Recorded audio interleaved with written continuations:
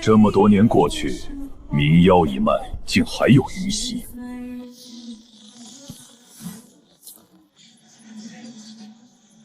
你的气息，我永远不会认错。所有人会后！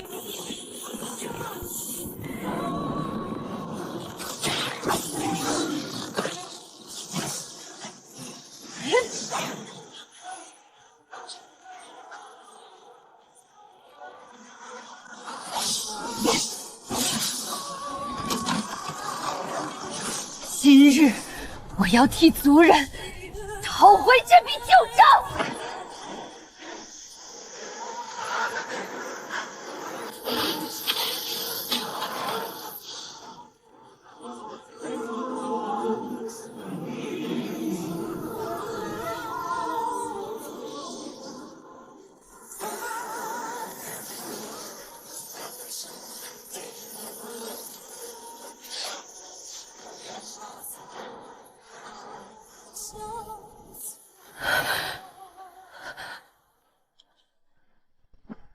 原来，从一开始，我们都在你的棋盘上。现在才看明白，已经晚了。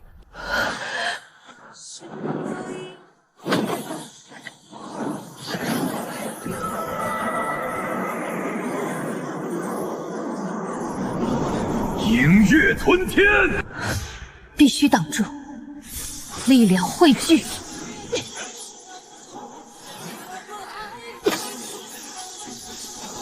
阵法成型，凝妖真解，玄天正域。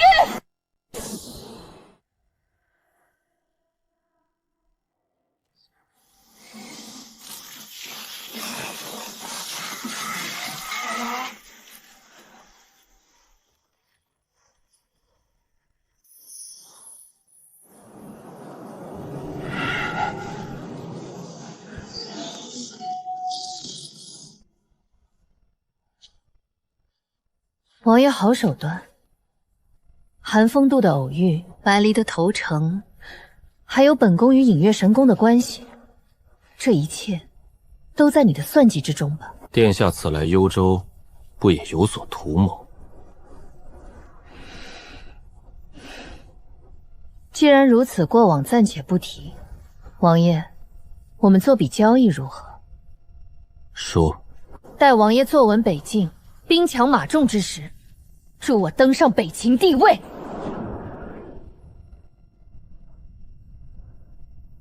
不必。苏清南，你个混蛋！王爷，你莫非真以为凭北洋一己之力便能吞下北境14州？你现在手中不过10万新军，就算能打赢1战、2战，又经得起几场消耗？王爷，与本宫合作是双赢之局，你为何？殿下，你的分析很有道理。40万蛮军雄关险隘，后勤压力，背后冷箭，这些确实都是问题。但谁告诉你，本王只有10万新军？你什么意思？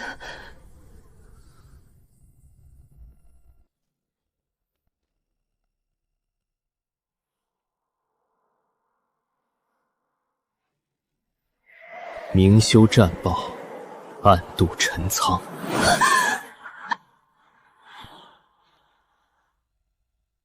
殿下想用北秦帮本王收复北境，可本王要的从来不是别人施舍来的北境，北境本就是北凉的。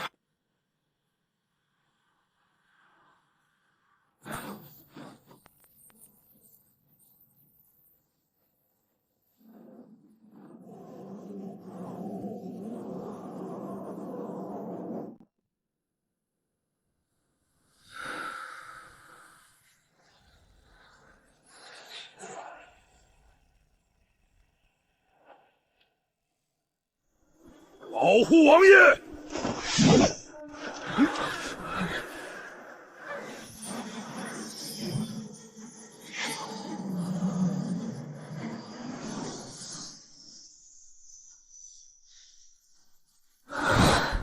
线传讯。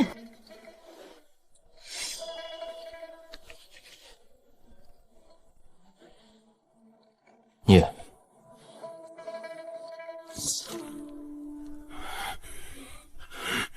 北凉王麾下，前渊军主将林峰、副将韩铁于3日前午夜，率5万前渊军奇袭云州。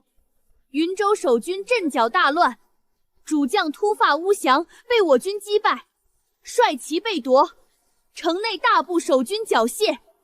云州即于今日午时全城光复。好一个前渊军！幽州之后是云州，北境有望了，北境真的有望了。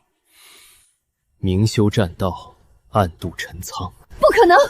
云州守备森严，秃发乌熟是北蛮左贤王麾下悍将，你的人怎么可能无声无息拿下云州？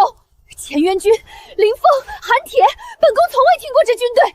苏清南，你到底藏了多少东西？殿下以为本王在北凉这些年只练了10万明面上的新军，当年北境失守后，有多少军户散落山野，有多少旧部后人隐姓埋名，又有多少北境儿郎宁愿藏于风雪也不肯忘记归乡。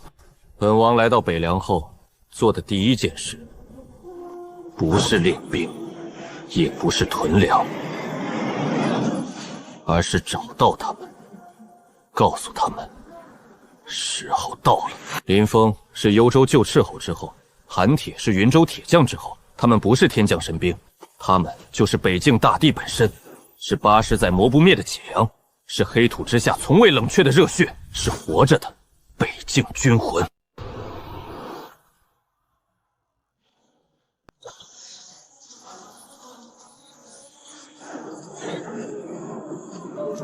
此去全朝招旧部，精骑10万，斩阎罗！斩阎罗！斩阎罗！斩阎罗！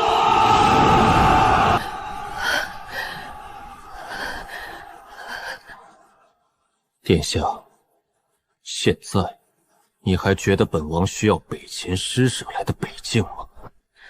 王爷的格局，银月见识到了。北境军魂、遣元军、云州捷报，这些确实让本宫输得心服口服。但正因王爷所谋甚大，才更需要盟友。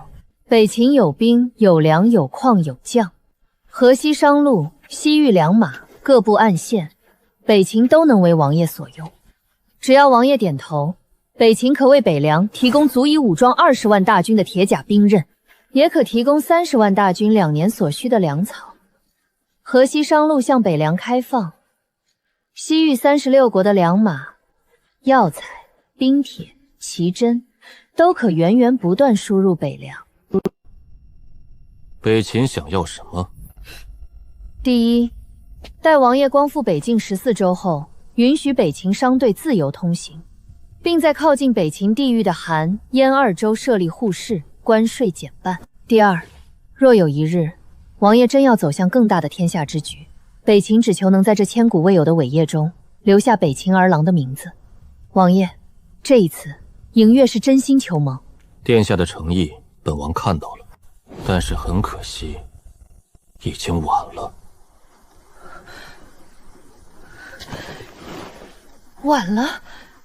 王爷是觉得筹码不够？不是不够，那是为何？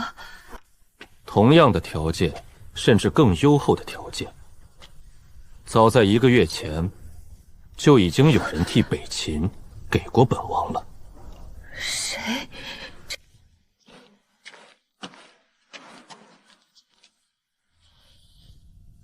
大秦太子府大臣高进忠参见北凉王殿下。高进忠，你怎么会在这里？殿下，此乃我家太子殿下为北洋王准备的军备文书，以及近期北蛮王庭布防情报。太子殿下有言，若王爷与长公主殿下谈及合作之事，可适时防上，以正大秦诚意。殿下现在明白了吗？ 1个月前，北秦太子嬴异的密使就已经秘密抵达北凉。他开出的条件是：3年内提供足以武装30万大军的军备，40万大军3年的粮草，完全开放河西走廊与西域36国商路，共享北蛮王庭与影月神宫的一切情报。那他要什么？2件事：第一，北凉光补服北境后，保北秦西境商路100年畅通；第二，若有一日天下再开新局，北秦愿倾国相助，只求不被这新时代抛下。太子殿下曾说，大秦可以没有一时之疆土，不可没有万世之机缘。苏青南此人有上古圣皇气象，当倾国投资，不问短期得失，但求长远因果。所以，王爷刚才说已经晚了，不是晚了3天，也不是晚了1个月，是晚了一代人的眼光和规矩。殿下能想明白这一点，还不算太晚。你今日赶来幽州，敢说出君临天下、四海太平的抱负，本王是欣赏的。至少，你比这世间多数属狗之辈有雄心、有胆魄。只是，你的雄心被北秦长公主这个身份束住了。你眼里看到的是北秦，是皇位，是商路，是一城一地的得失。可嬴异看到的，是下一个时代。所以在你眼中，本宫输给他的不是谋略，是格局。是。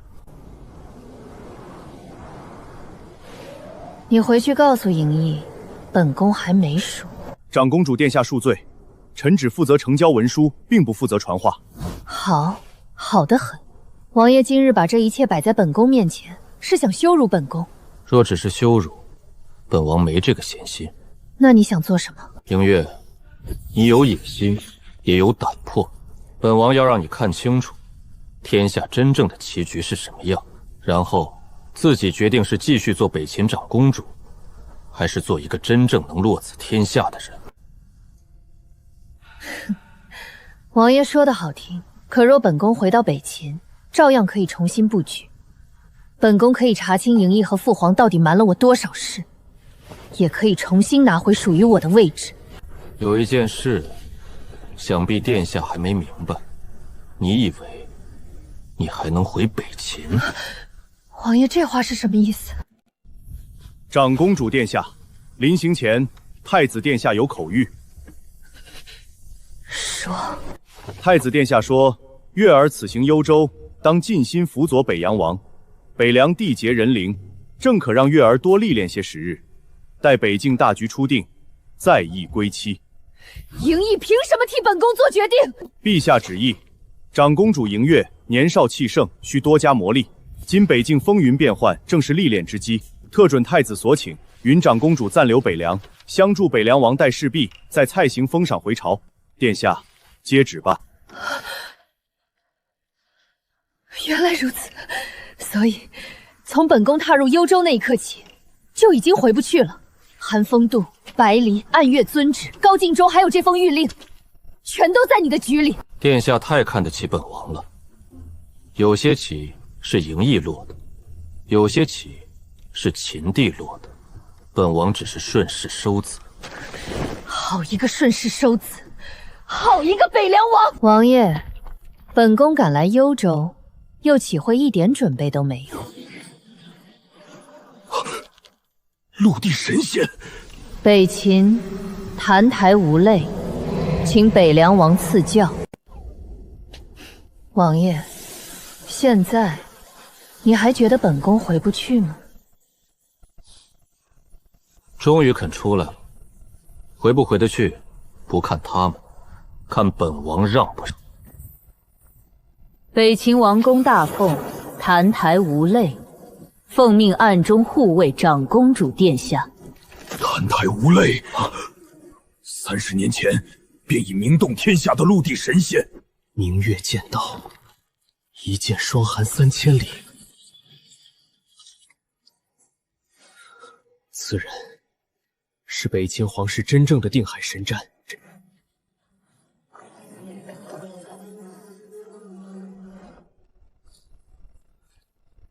阿弥陀佛，在下子叔观音，受故人之托前来。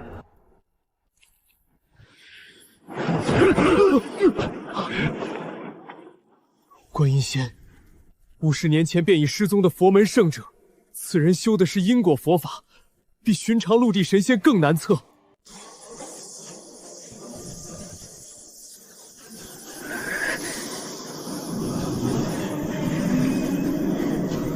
坛台供奉陆地神仙，明月剑道已至无我无间之际。观音仙50年前便已窥得因果之门，加上本宫自己以及暗月尊者4位陆地神仙级别的战力，王爷现在觉得你这北凉龙潭还留得住本宫吗？王爷，请退后，末将誓死守卫。不错，明月剑道，剑即是月，月即是剑，只差一步，便可开出自己的剑界。因果佛法，枯梅在手，不愧是观音仙。至于暗月尊者，破坏力确实难料。殿下，嬴氏血脉里的祖龙之气能在你身上复苏，也确实让本王意外。王爷，到这一步，还要故作轻松？本王明明知道你有后手，为何还要让你把他们都叫出来？陛下还有密令，若殿下在北凉行事过激，微臣有权阻止殿下。那你呢，观音仙？你也是父皇安排来直指本宫的。在下所托故人，并非公主，而是北凉王。殿下，现在你还觉得自己回得去吗？你什么时候收服了紫苏观音？东海之滨的论道还作数吗？王爷当年3问，直指佛门根本，在下苦思50载，终得解惑，此恩此缘，不敢忘怀。50载，50年前你还没出生，这怎么可能？殿下误会了，在下所说的故人，并非北凉王本人，而是北凉王的师尊。50年前，在下于东海之滨与一头上古海兽论道，那一战，在下以因果佛法困住海兽，却也伤及本源，几经作化。就在那时，一位青衣道人踏浪而来。那位道人看了我一眼，只说了一句话：你知道在于因果，却困于因果。今日你为苍生舍身，当有一线生机。他赠我此枝枯梅，说50年后，他的传人会现世北凉。我持此梅前来，了却因果，可得超脱。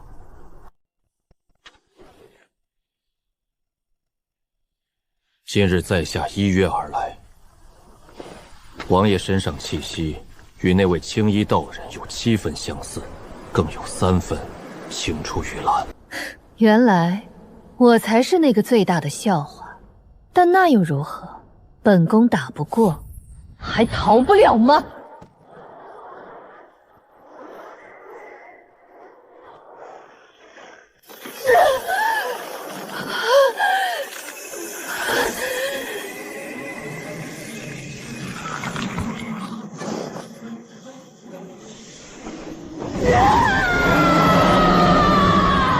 凝视血脉尽数，祖龙噬天诀，殿下不可！此术会侵蚀神智，损伤根基，一旦失控，后果难料。父皇既然把我当弃子，本宫还管什么禁令？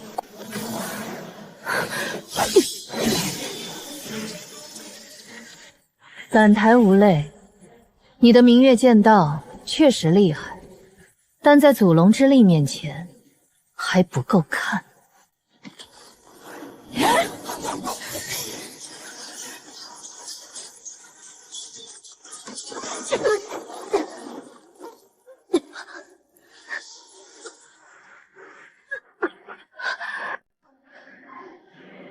王爷，现在你还觉得本宫逃不了吗？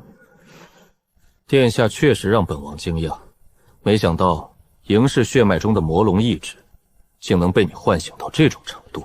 这是我嬴氏一族最大的秘密，也是本宫最后的底牌。王爷，现在本宫给你2个选择：第一，放我离开，今日之事，本宫可以当作从未发生；第二，本宫燃尽这身祖龙之力，也要让整座幽州为本宫陪葬。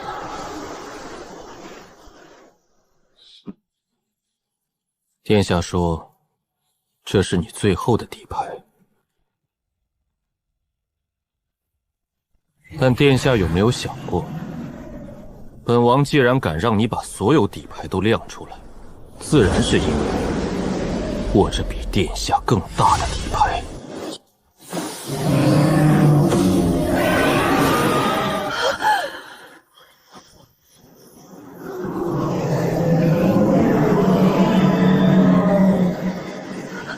这不可能！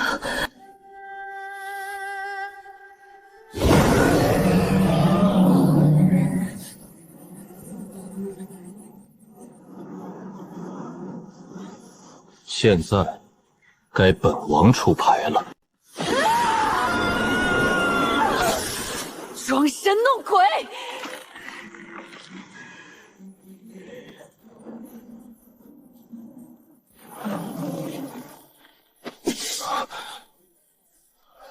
祖龙真身第2形态，他的神智正在被魔龙意志反噬。所有人后撤！苏青南，现在你还敢说你有更大的底牌吗？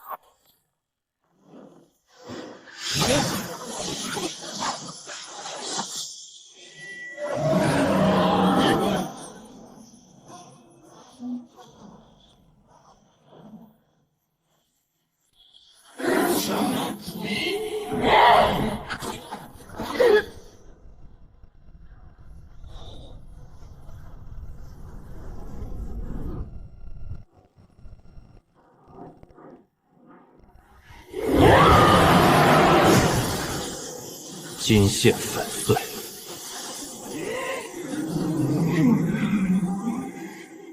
祖龙噬天诀正在让他短暂跳出因果束缚。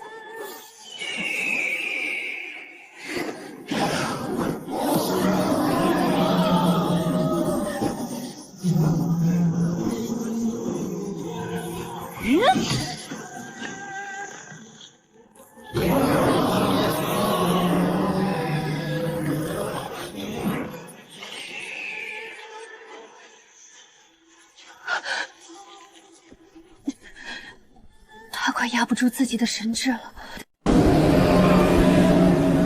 苏青南，你的底牌呢？这就是你的祖龙真身，可惜是假的。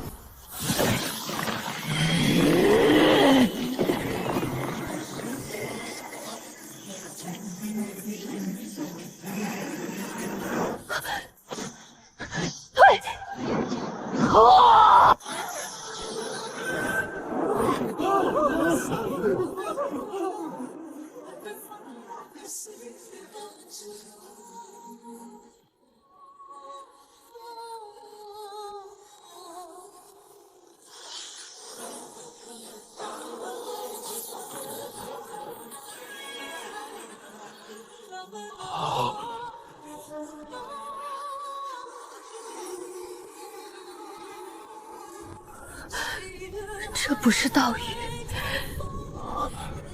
这是世界。不可能！你才多大？你怎么可能开辟世界？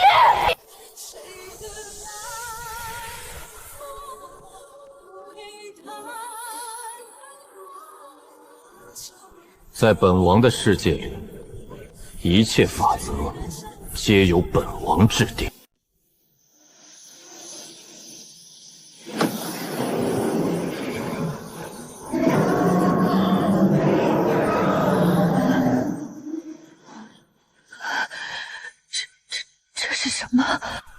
这才是真正的祖龙。你血脉中那缕魔龙意志，不过是祖龙陨落后，被影月神宫以邪术污染、扭曲的残脆品。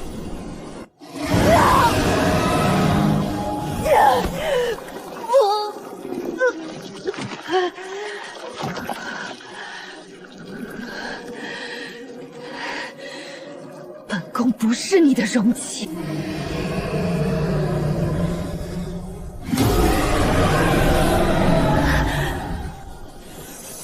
影月，你是北秦长公主，不是影月神宫养出来的容器。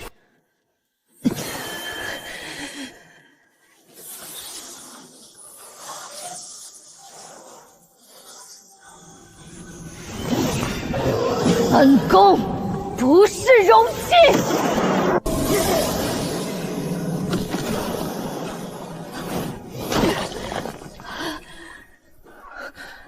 祖龙血脉被净化了，不止净化，是重塑。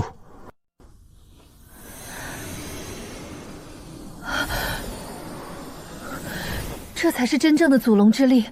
你为什么帮我？本王不是帮你，本王只是不喜欢影月神宫在本王面前落子。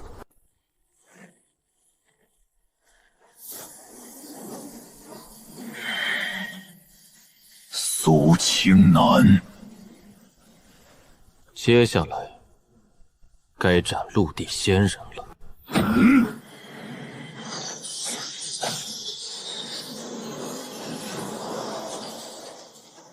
苏青南，你真以为陆地神仙是随手可斩的蝼蚁？他的账，我先算。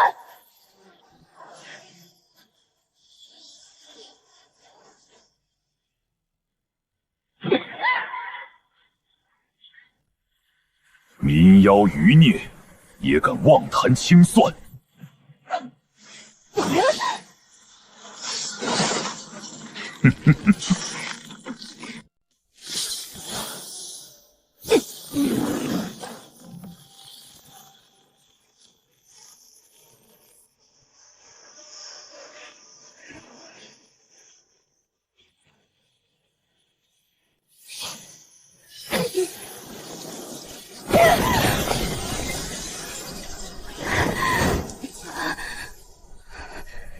你们冥妖一脉，当年就是这样不知死活。那一夜冰海裂开，你族所谓圣地，也不过是一座会坍塌的坟。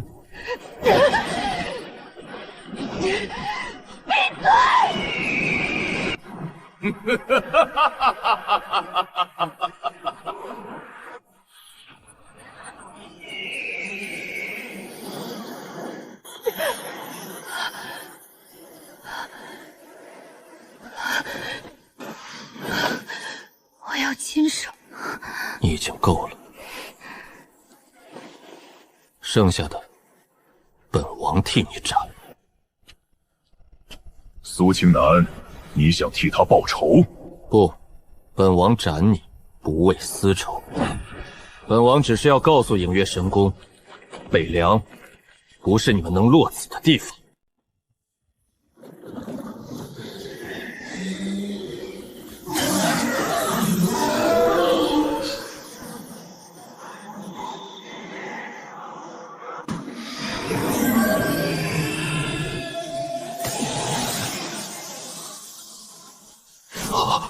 世界之力，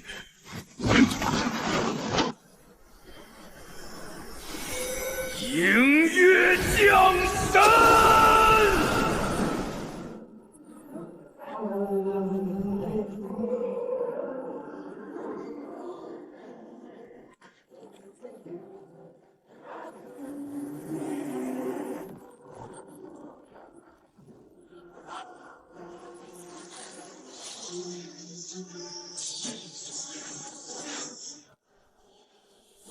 借影杀人，可惜，在本王的世界里，影子也归本王管。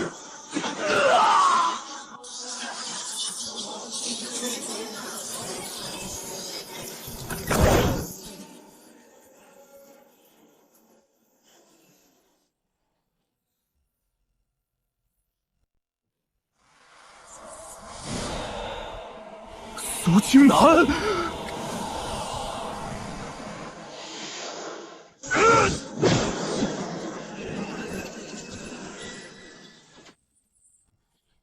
影月神宫4大尊者之一，也不过如此。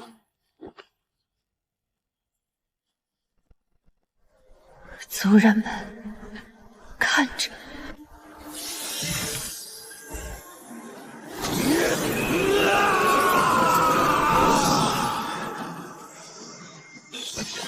公主不会放过。阿离，替你们看见了。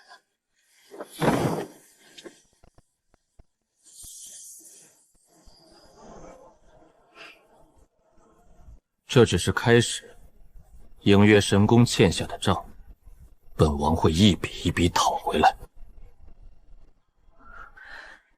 一剑斩陆地神仙，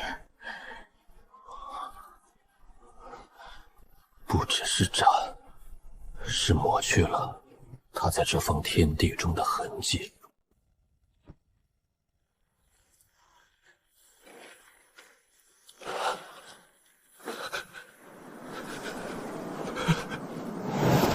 陆地神仙竟然也会被这样斩掉！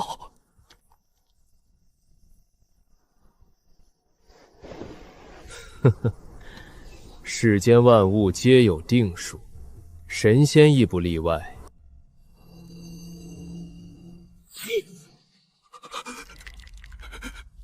杜侍郎，这枚玉作，你应该还没忘记吧？当年先帝赐我此题时，你还只是户部一个小小员外郎。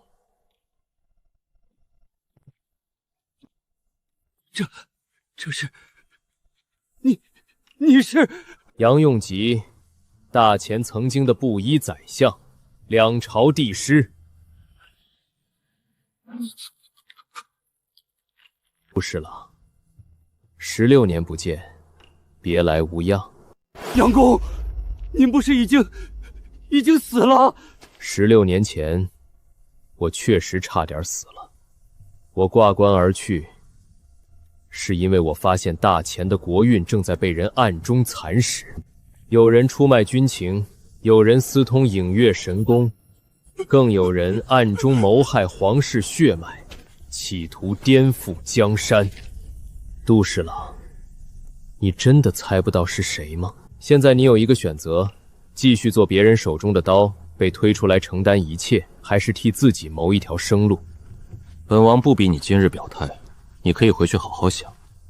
不过，本王要你带几句话给张阁老，告诉他，北凉不日将北伐，迎月、澹台、无泪和紫书观音皆在本王这边。最后告诉他，本王知道16年前的事。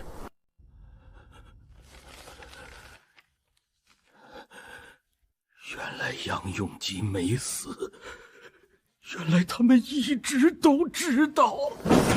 16年前，断魂谷。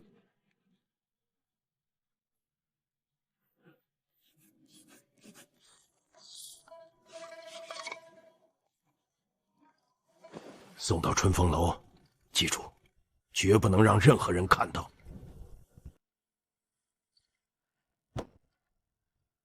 等苏青南和北蛮打得难舍难分时，我们截断他的后路，整个北伐成果就都是我们的。此人就在北蛮军中，有他里应外合，苏青南必败。这天下不是他一个毛头小子说了算的。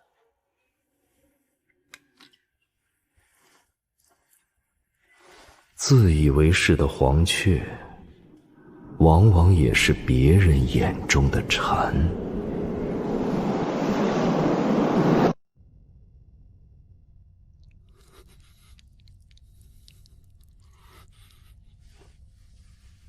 杜侍郎，这3日想清楚了吗？下官明白杨公的意思。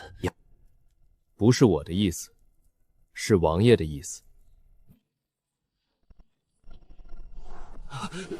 王爷，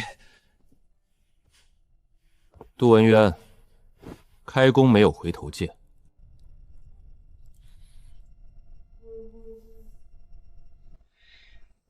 下官愿为王爷效力。本王要的不是奴仆，是合作伙伴。你在前京多年，人脉广，消息灵，又是张阁老嫡系，回去之后一切照旧。张阁老问什么你便答什么，该禀报的禀报，该建议的建议。只是有些消息要第一时间传给北洋。本王不会让你白做，大事若成，你今日的选择，便是来日封侯拜相的根基。下官遵命。杨先生，具体事宜你与杜侍郎详谈。是。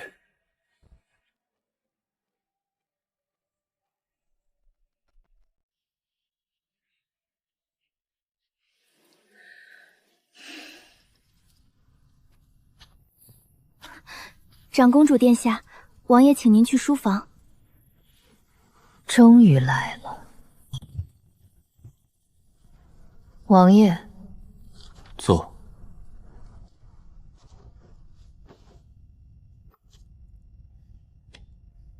殿下想清楚了。想清楚了。说说看。莹月愿与王爷做一笔交易。殿下现在还有什么筹码？有大秦，整个大秦。王爷与嬴异结盟，是因为他能给王爷军备粮草情报，可他终究只是太子，他给王爷的是太子能给的，而且皆有条件：户市、关税、商路、战后分利，这些都是交易。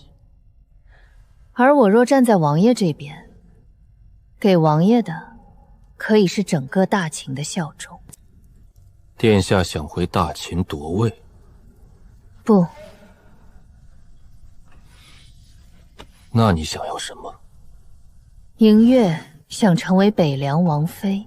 北凉王妃？不错。王爷要北伐，要收复14州，要问鼎天下，这些嬴月都能帮。大秦的军备粮草情报，我可以给的比嬴异更多。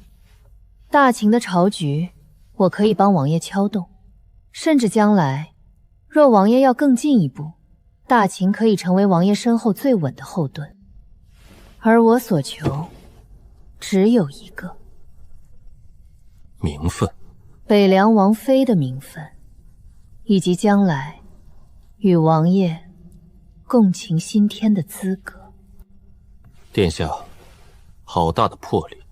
之前本王说你眼界被北秦2字困住了。王爷过奖，所以我想明白了，与其争一个北秦地位，不如赌一个更大的未来。殿下觉得本王会心动？这里面是大秦朝派系名单、河西商路节点、西域36国暗线，以及我能调动的所有资源，是我给王爷的第一份投名状。我知道王爷不缺盟友，但王爷缺一个真正懂朝局、懂权谋、懂北秦，也敢把自己押上赌人的人。嬴月可以做这个人。殿下这是把自己也当作筹码？不，我是把自己放进王爷的棋局，但我要的不是做棋子，我要做能与王爷并肩落子的人。王爷，给我一个机会。殿下想做北洋王妃，那殿下可知站在本王身边要付出什么？我知道。你不知道，本王要走的路不止北境，不止大钱，这条路上没有退路，更没有只拿好处不担代价的位置。那正好，我最不怕的就是代价。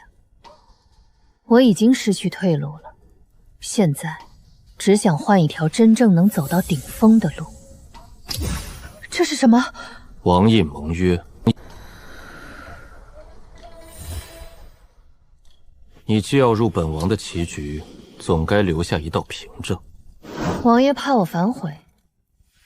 本王最不怕的，就是有人反悔。机会可以给，至于北洋王妃的位置，你现在还不够资格。那王爷便看着，莹月会证明自己够资格。王爷，有朝一日你会发现，今日没有答应我，是你唯一一次判断失误。有意思。王爷，杜文渊已经准备启程，杨先生亲自交代了暗线传讯方式，杜文渊不敢有半分怠慢。让他走。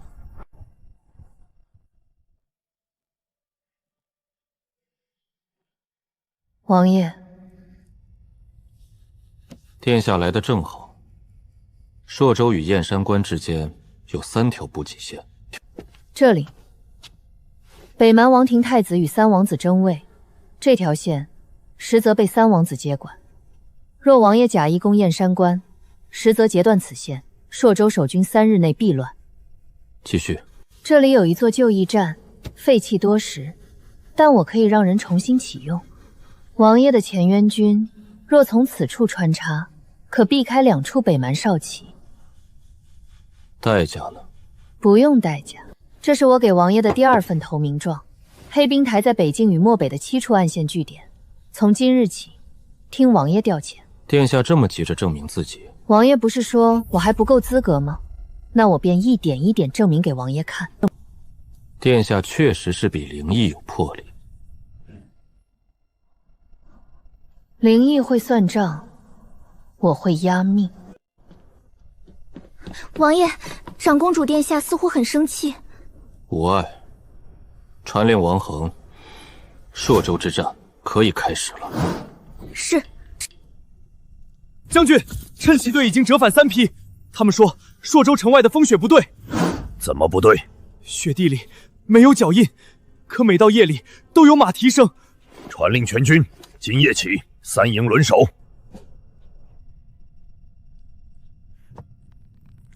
没有我的命令，任何人不得靠近朔州城外10里雪原。将军，赤随队已经折返，情况不对，派出去的精锐探袭只有2人回来，而且他们神志不清，嘴里一直念着几个字。什么字？白骨血月不死。人在哪里？依仗。这是什么？哼，蛊毒。严老，能救吗？蛊毒能压住，那他们为何神志不清？神魂被侵蚀，对方不是要杀赤行，是故意放他们回来。故意让他们把恐惧带回北凉大营。蛊术怎么会出现在北蛮？不是北蛮人，是南疆人。哪一支？血月教。将军，说。朔州城方向起雾了。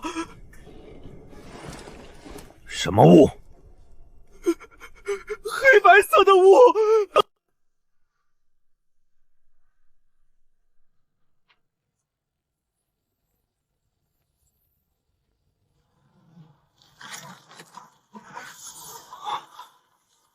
将军，那是什么？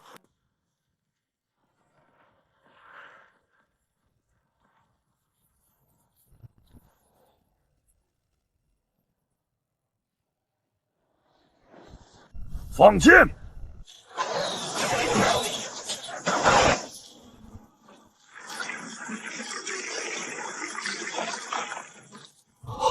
伤口在愈合。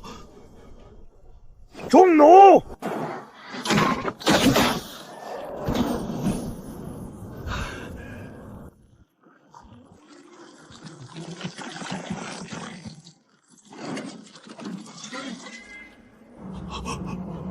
这东西砍不死。不是不死，是子母蛊。只要母蛊不灭，子蛊不散，这些不死骑士便会不断重组。母蛊在哪里？在那片雾后。韩铁，点300铁骑。将军要施阵？不是，怎知深浅？末将亲自去。你留守中军，赵爷，你去。末将领命。北凉铁骑冲阵！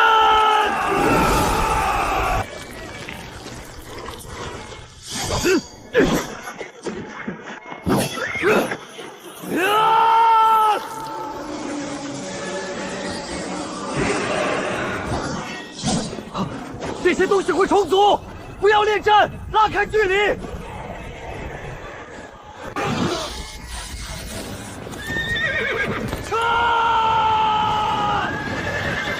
战马惊恐嘶鸣。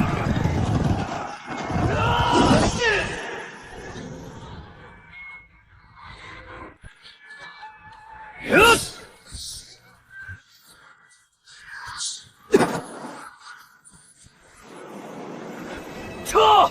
都撤！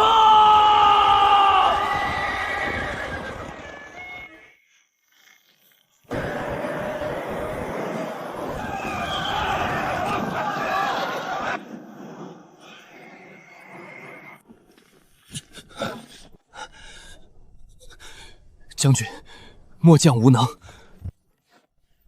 活着回来就是功劳。那些东西不是人，斩断会合拢，击碎会重聚，身体像被无数虫群拖着，根本杀不尽。不死骑士只是外壳，真正驱动他们的是雾中的子骨，能破吗？能，但必须找到母骨。母骨在朔州城内。不，母骨就在操控他们的人身上。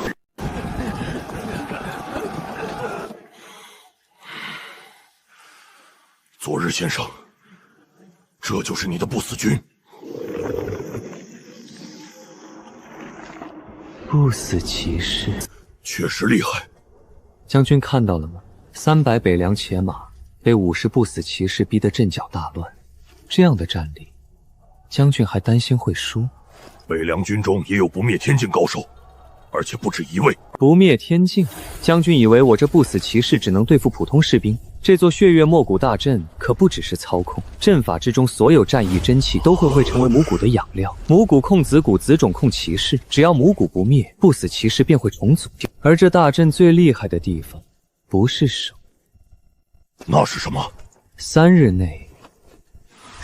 内，在下不仅要守住歙州，还要反扑云州，收复失地。反扑云州？北凉刚拿下云州，士气正旺。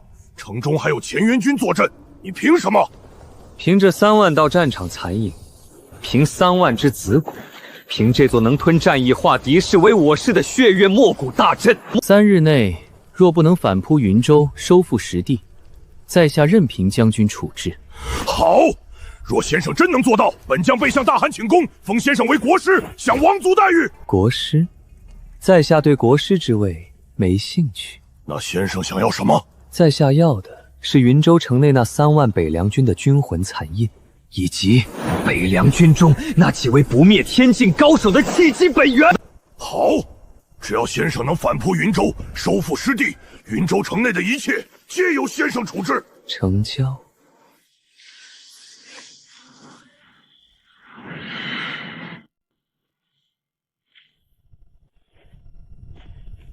将军，今夜之后，朔州不能强攻。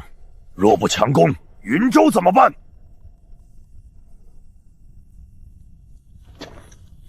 传令全军，在3营轮守，重弩上长，所有探头撤回。没有本将命令，任何人不得踏入朔州城外10里雪原。是。立刻传讯幽州，告诉王爷，朔州有变。血月教入局，不死骑士现世。末将明白。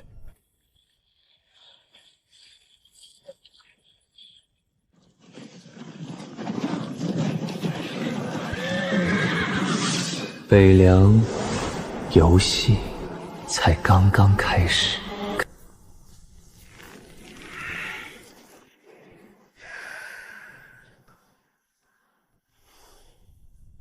那些东西真的斩不尽。不死骑士只是外壳，真正驱动他们的是血月教的子母骨。子母骨，母骨控子骨，子骨控骑士。只要母骨不灭，那些骑士就算被斩断，也会像虫群一样重新聚合。可有破解之法？2个。第一，找到母骨，将其斩断。母骨在哪儿？必在布阵之人身上。第二呢？以绝对力量摧毁整座大阵。什么层次的绝对力量？陆地神仙。将军，朔州城外的黑白墨雾动了！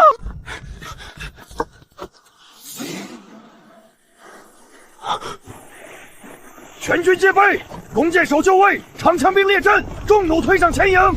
所有人以腰部掩住口鼻，不得吸入墨雾。放箭！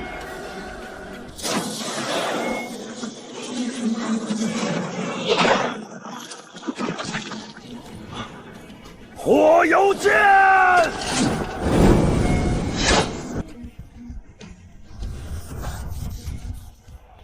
众弩！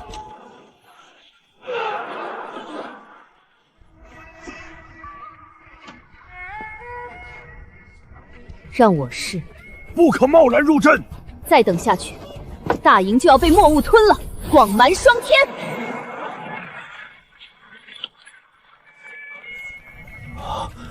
有效。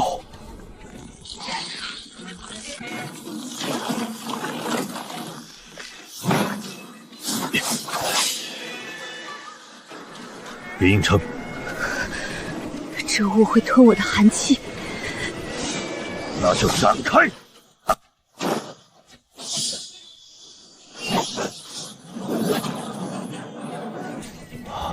孤鸿剑，不愧是孤鸿剑。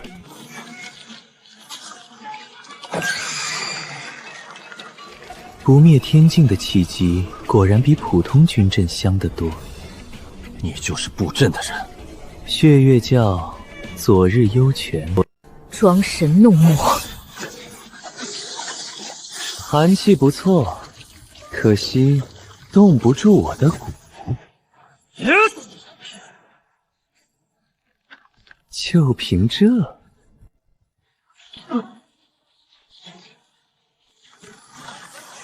太弱了。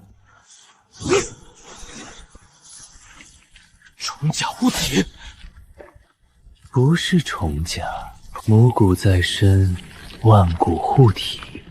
现在的我已经不是普通人了。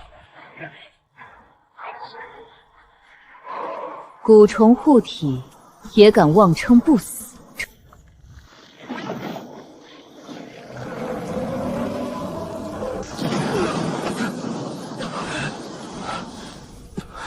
这不是普通不灭天境，他借母骨与3万子魔已经短暂站到了更高层次。王恒，你守不住朔州。北凉军没有不战而退的将军，那就让本座看看你们北凉军的骨头到底有多硬！全军听令，前军守阵，中军压阵，后军护营。今日谁敢退半步，军法处置。传讯幽州，告诉王爷，昨日幽雪，母骨在身，万骨护体，朔州大营恐难久守。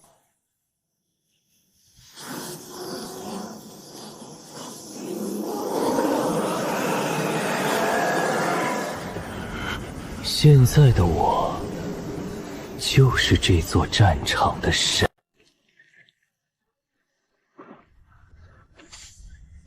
神？你也配？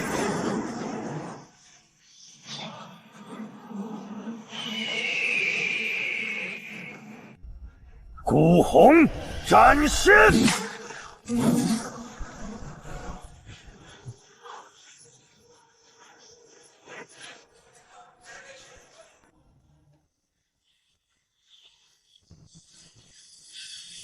血月临世。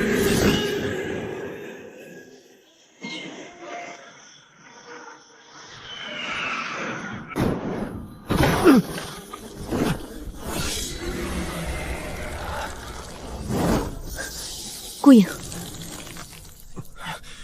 别管我，闭嘴！不灭天境的契机，对我的母骨来说是上好的阳料。5万北凉精锐加上3位不灭天境，吞下你们，母骨便能圆满。做梦！北凉儿郎，吾等身后是幽州，是云州，是80年未归的北境。今日退一步，北境再现黑暗。随我冲阵！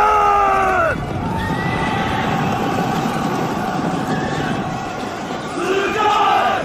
死战！死战！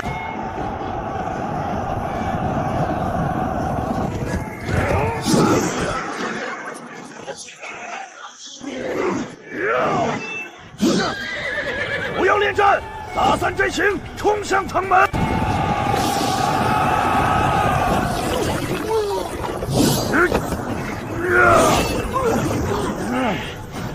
护住口鼻，别让墨雾缠身。将军，前锋被不死骑士拖住了，太多了。那就冲开！他们斩不断，杀不尽。北凉军没有杀不穿的阵。毒老，真的没有办法了吗？有。万毒丹，不可！看清了吗？毒能克骨，普通毒不行，但老夫这颗万毒丹炼了30年，它不是毒药，是万毒之源。知人都说老夫是鬼医，半生用毒，阴狠诡怼。可毒之一道本就不分善恶，害人是毒，救人也是毒。今日老夫便用这一身毒术，给北凉军开一条路。毒老，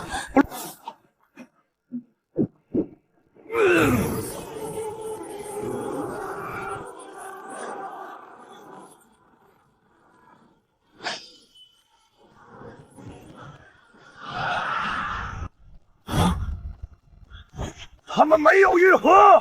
毒老破阵了，跟着毒老！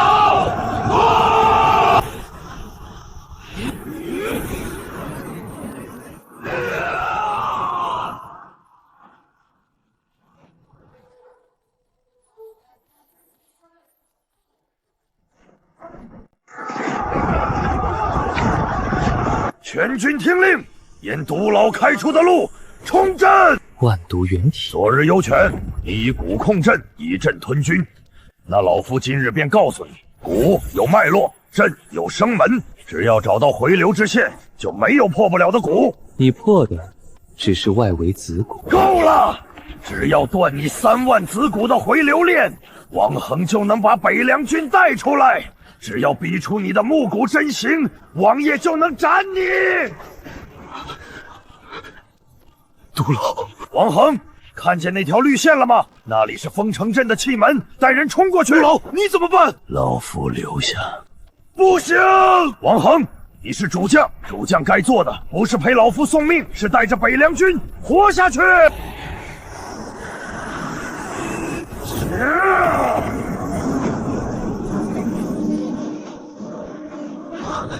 你疯了！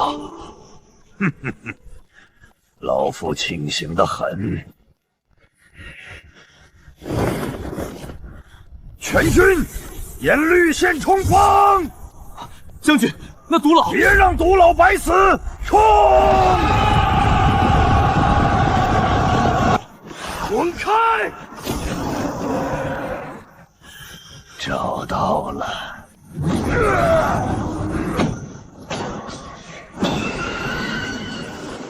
你竟敢污染母国！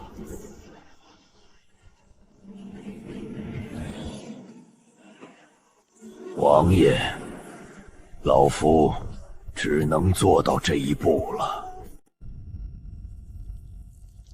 好一个颜无绝，用命换我3成震击，可惜母骨未灭，大阵未破，你们仍要输！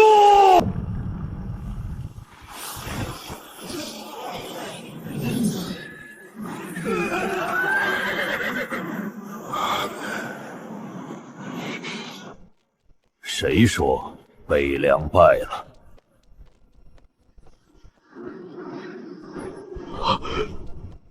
王爷，苏青南，颜无命，你做的不错。区区古镇，也敢称天？你敢小看我的血月莫古大阵？若不是颜无命以身破你3成震击，你这古镇倒还有几分看头。现在该散了。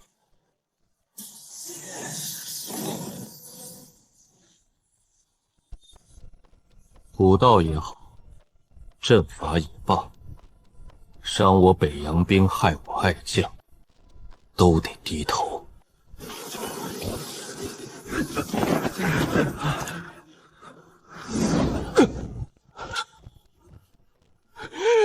不可能！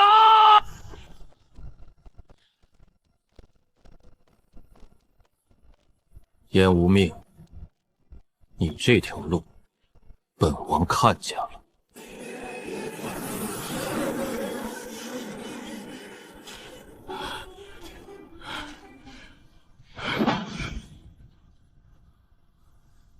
辛苦了。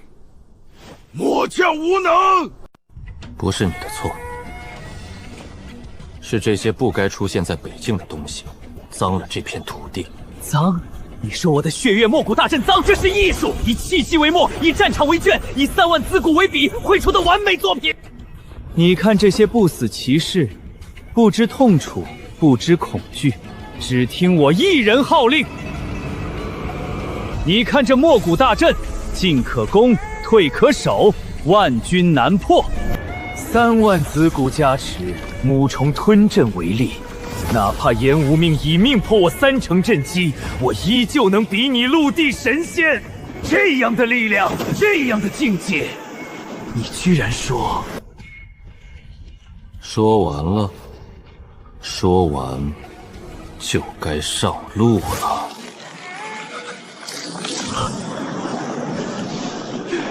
血月护体！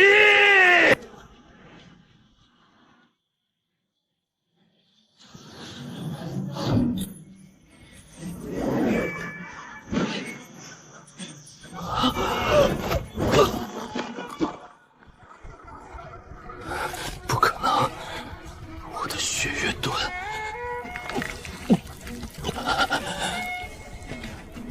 你的盾不过是借来的力量，也敢说是自己的？母骨吸子骨，子骨吞阵力，你这身力量哪一分是自己修来的？你是不是以为靠古阵堆出的力量就真的无敌了？不，我的莫古！不，苏青南，我要你给我的大阵陪葬！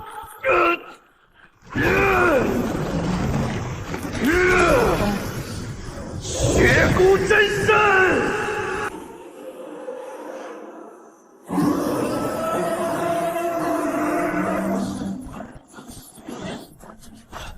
王爷小心！可怜。本王说过，借来的力量终究是借的，现在该还了。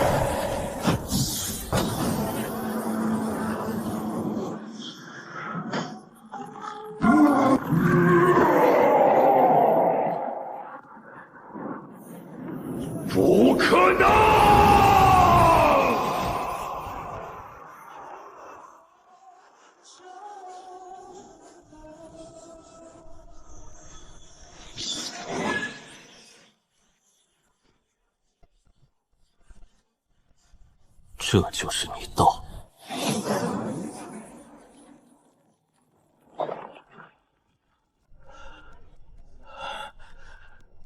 毒老，错了！不死骑士散了，毒老开路，王爷收阵，北凉未败。王恒，清点军阵，救治伤员，半个时辰后攻城。末将在。王爷，朔州城还有丰城镇，阵已破。末将领命，全军听令，清点军阵，救治伤员，半个时辰后攻城。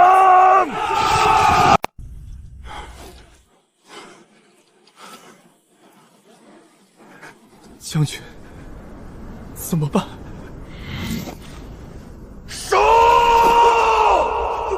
可左仁先生已经……我守朔州10余年，岂能开城投降？朔州守军听令，死战不退！死战不退！死战不退！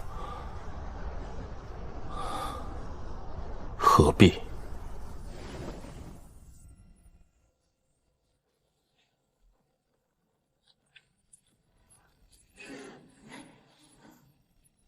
死一般的寂静。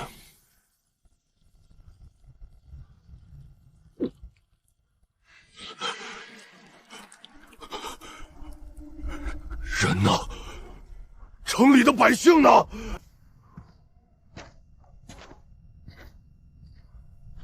你是谁？镇北侯麾下密敌头头柯烧，奉侯爷之命，特来助北凉王破城。镇北侯宇文飞，大钱的人，城中的百姓，是你动的手。完颜将军何必这么看我？朔州城反正已经守不住了，与其让北凉白白接手，不如让这座城最后再发挥点价值。10万百姓的气机、生魂、成运，封入这一枚血魂晶。侯爷卡在不灭天境多年，就等这一座朔州，换侯爷踏出那一步，很划算。畜生！成王败寇而已，要怪就怪你们太弱。北凉王，城已破，路也开了，侯爷让我带句话，这份礼物，王爷可还满意？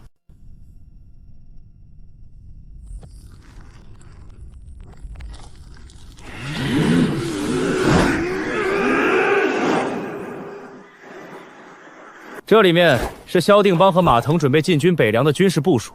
侯爷说了，他可以帮王爷挡住萧定邦和马腾，也可以帮王爷吞下歙州、云州。侯爷在100里外的黑风谷等你。他说想跟王爷谈笔交易。交易？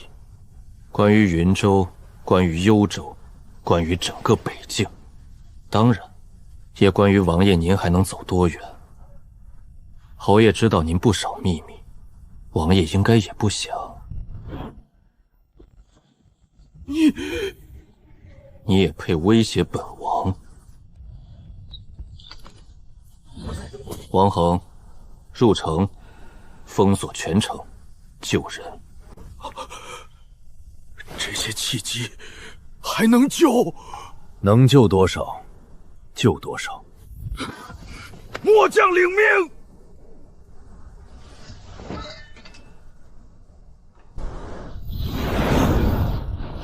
王爷，您去哪儿？南下，杀人。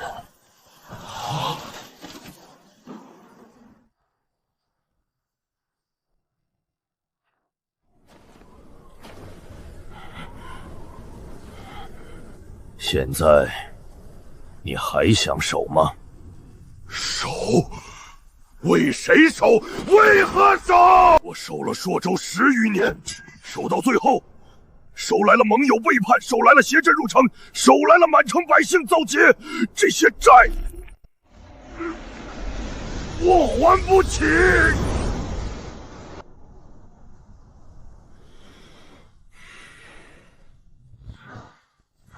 传令，封锁全城，所有古镇残疾、莫闻残影，一处都不能放过。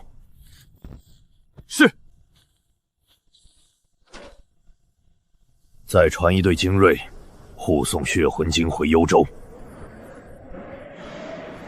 我们要救人。朔州，末将一定替您守住。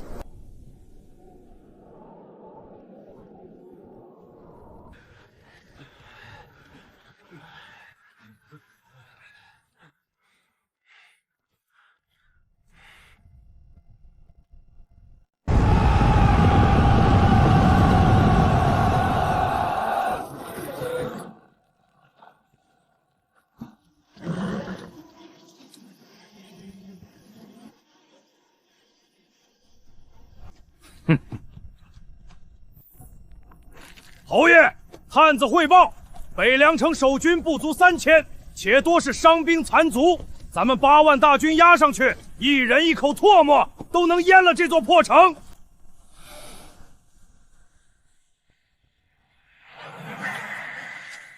清玄，清玄？哪个清玄？清玄道长，还能是哪个清玄？斗绝清玄甲子荡魔的清玄。50年前，一剑荡平漠北18寇的青云观观主；20年前，于清玄山与先帝论道的得道高人；10年前，挂冠而去，云游四方，再无音讯。陆地神仙，就这老道士？20年前，我随先田地东巡，在清玄山之巅见过他一面。那时他还年轻些，但就是这般模样，这般气质。先帝想请他入朝为国师，许以高官厚禄，他只是一笑，说山中野鹤不惯隆隆，随后便骑青牛飘然而去。那咱们还打不打？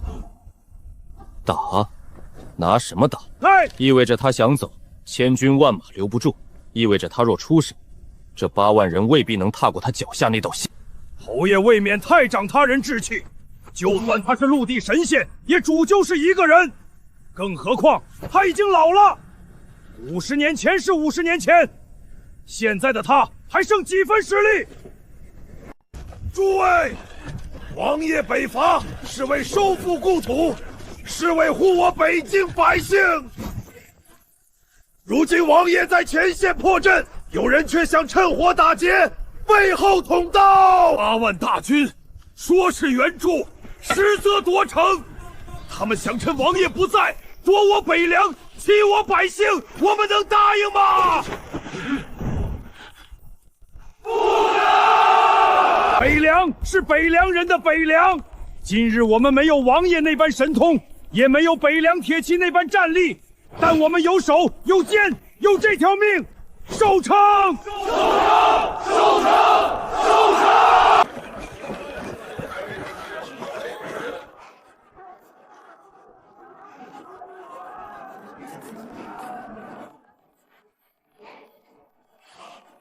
阿娘，你也要上城墙吗？不用，有道长在，有王爷在，阿娘今日不用上战场。那为什么还要擦剑？因为等会儿可能会有用。宇文飞，你到底还在等什么？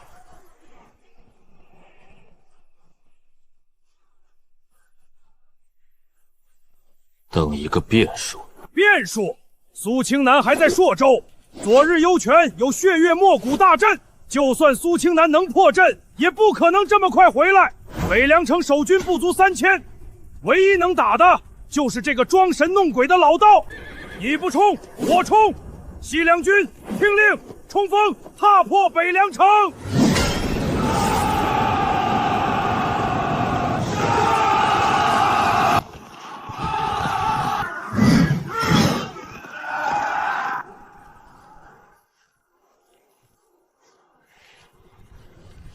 踏过去！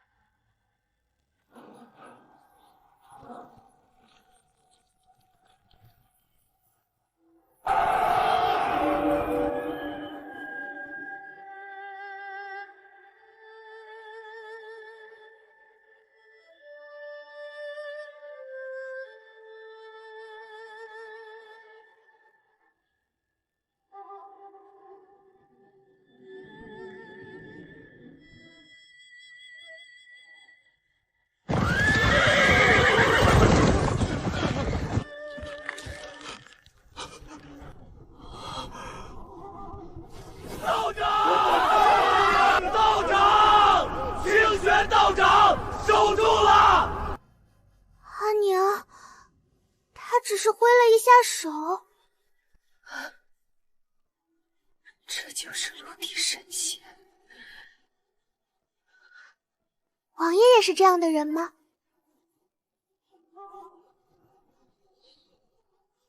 王爷比这更可怕。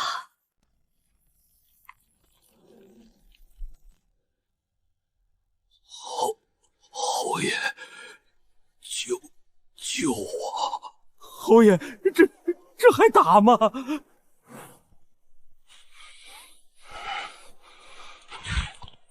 道长，此乃朝廷军务，道长方外之人，何必插手？此处是北凉，老道在此化缘，北凉百姓给了1碗粥，2个馒头，欠了因果，自然要还。北凉王苏清南擅自北伐，不听朝廷调令，我等奉陛下之命而来，道长强行阻拦，便是与朝廷为敌。朝廷，陛下，宇文将军，你可知老道今年多少岁？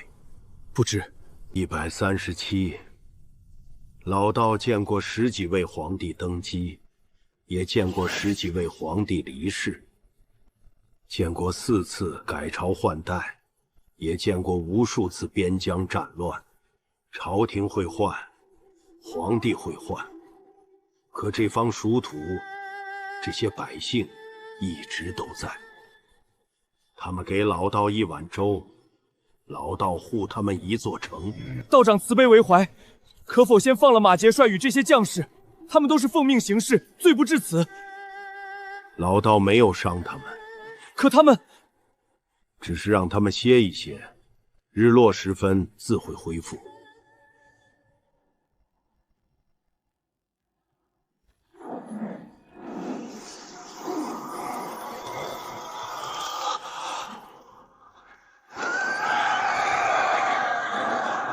宇文将军，此路不通。若将军要给朝廷一个交代，不妨如实禀报，就说北凉有老道在，有王爷在，有10万军民在。谁想趁火打劫，先问过老道手中拂尘。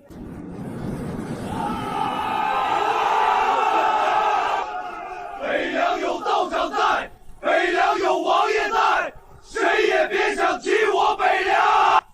道长神通，末将领教了。回去吧。道长说日落时分放人，可否准我等在36外安营？随意。那北凉王，日落之前，王爷自会从朔州归来。传令全军后撤30里，安营扎寨。侯爷，咱们8万大军就这么退了？不退，你去过县。末将不敢。撤！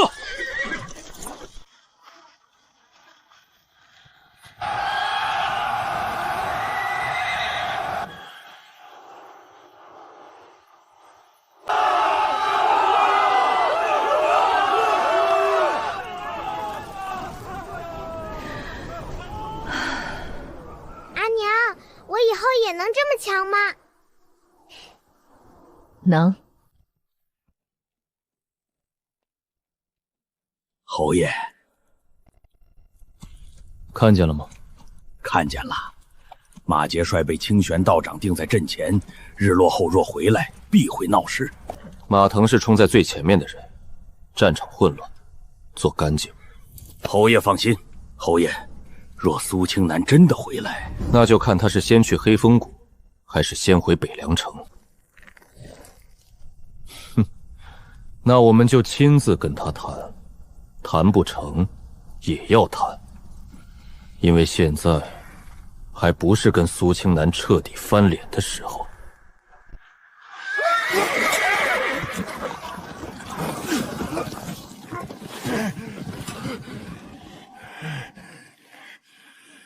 老东西，马节帅，你来做什么？侯爷担心马节帅受惊，让末节来交应。哼！宇文彻这个缩头乌龟，本节帅在前方被困半日，他竟敢带兵先退，这笔账本节帅记下了。马节帅，今日战场混乱，末将奉命护送马节帅回营。不对劲！马节帅冲阵受清玄道长神通反噬，气机崩溃，已在阵前消散。诸位，可都看清楚了。那就回营吧。道长，您要去哪儿？花园。道长，城里还有粥，还有馒头，还有热汤。那就再欠一份阴管。王爷！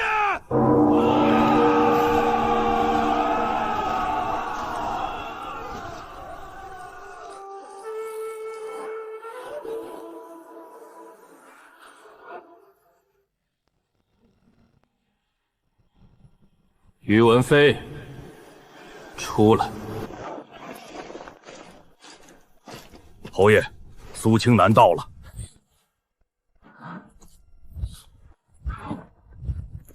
昨日幽泉呢？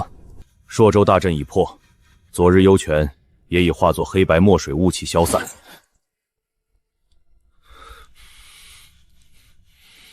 好，他越强，越值得我赌。走。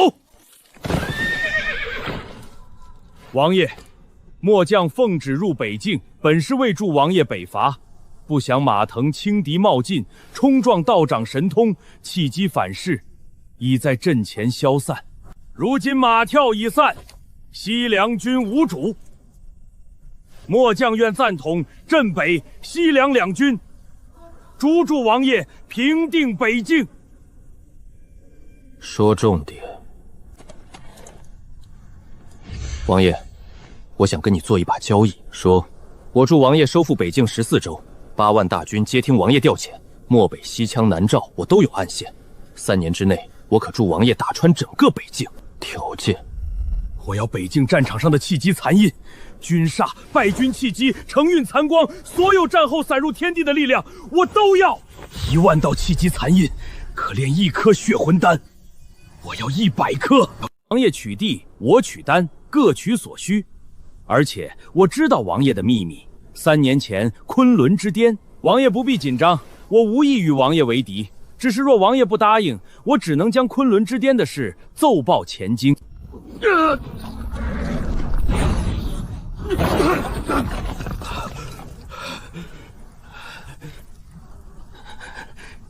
你敢动我？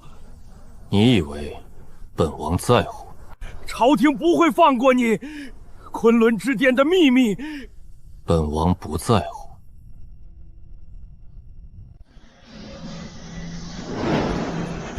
司明，救我！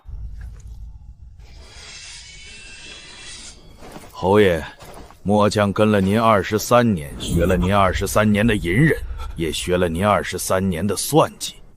您教得好，安世明。您常说螳螂捕蝉，黄雀在后。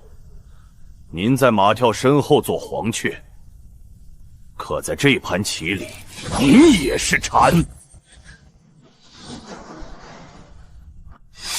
宇文飞勾结邪道，私炼邪丹，暗害马腾，祸乱北境。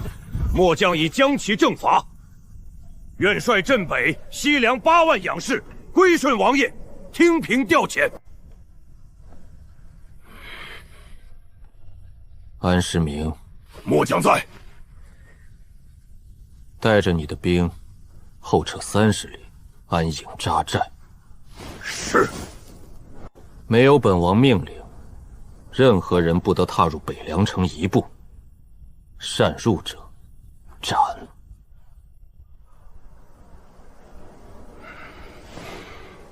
末将遵命。王爷，这人心思很深，所以才有用。不怕他反噬，若刀反手伤主呢？刀有锋芒，才好杀人；若伤人，那就折了。王爷今日为何不杀安思明？此人隐忍23年，又吞下2军兵权，留着他，必是后患。宇文飞和马跳都散了，这8万大军若此刻群龙无首，便会化作乱军，祸乱北境。本王能清短安的名，却不能立刻稳住8万人心。宇文飞和马跳都散了，这8万大军若此刻群龙无首，便会化作乱军，祸乱北境。本王能清算安思明，却不能立刻稳住8万人心，所以先让他替本王稳住这8万大军。养蛇为用，若这蛇反咬王爷一口呢？蛇有毒，才好咬人。若敢反噬，拔牙便是。暗卫统领陈两翼参见王爷。两翼，去安思明身边，取得他的信任，成为他的心腹，盯住他的一举一动。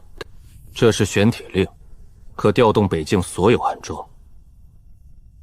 记住，去他身边，不要像暗卫，要像一个有野心的人。属下领命。王爷信得过他，人心是会变的。他命是本王给的，令牌是权柄也是锁。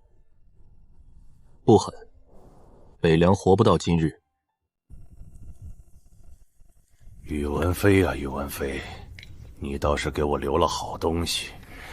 等我炼化这血魂丹，踏入陆地神仙，这北境是谁说了算，还未可知。将军，宇文拓旧部已封禁修为关押，马腾旧部该如何处理？先安抚苏清南，留我稳军，我便借他的事坐稳位置，各取所需罢了。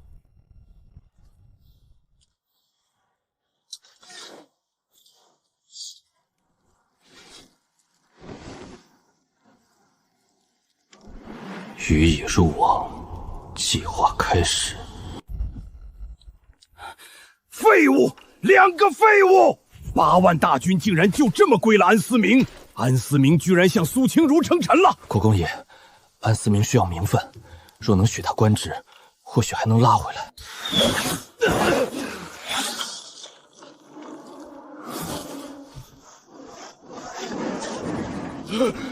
有刺客，快护驾！这些不是普通刺客，小心那些墨色雾气。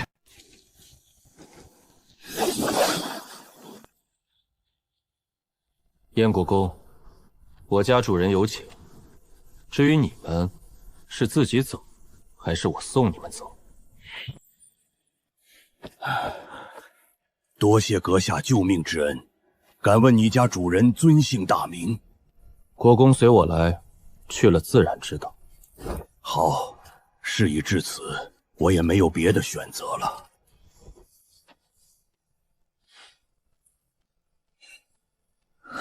梁王，那位深居简出的王爷也入局了，此事必须立刻禀报北凉王。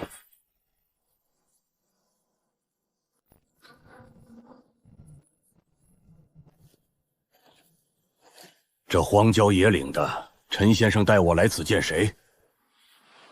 请。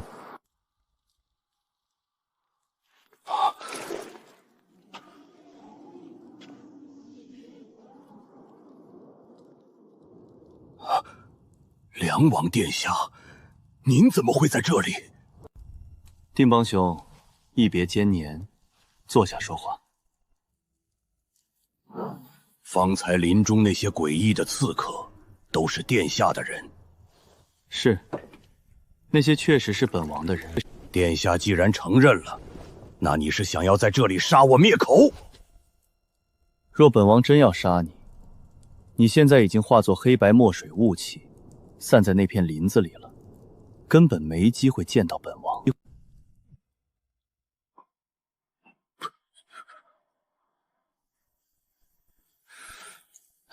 那一招墨水雾气的诡异手段确实罕见，陈先生若不出剑，我恐怕真的走不出来。那场刺杀有2个用处，第一是试你，生死关头，若你连跟本王走进这座庙的胆量都没有，便不配坐在这里谈事。那第二呢？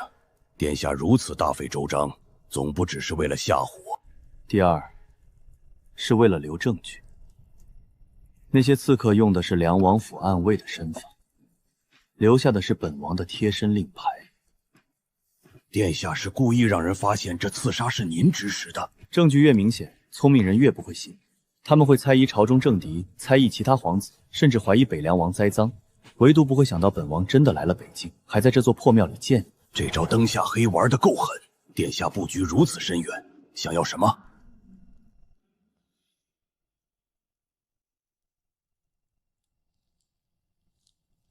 皇位。殿下慎言，此话传出去，可是灭族的大罪。我那位皇兄能做，本王为何不能？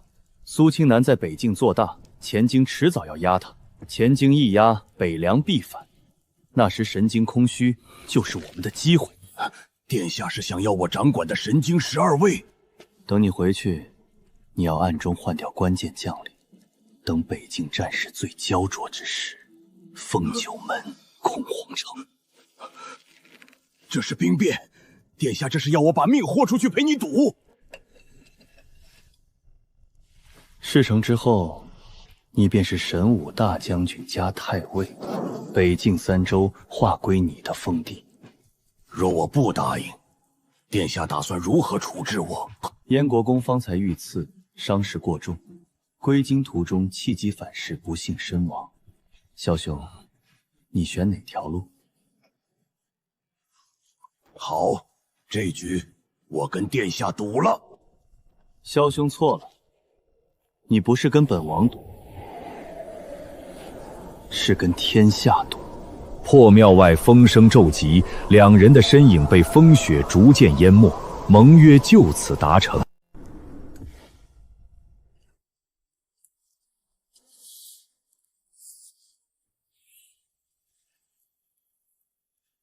苏瑞，你终究还是按耐不住跳出来了。从哪里拿到的？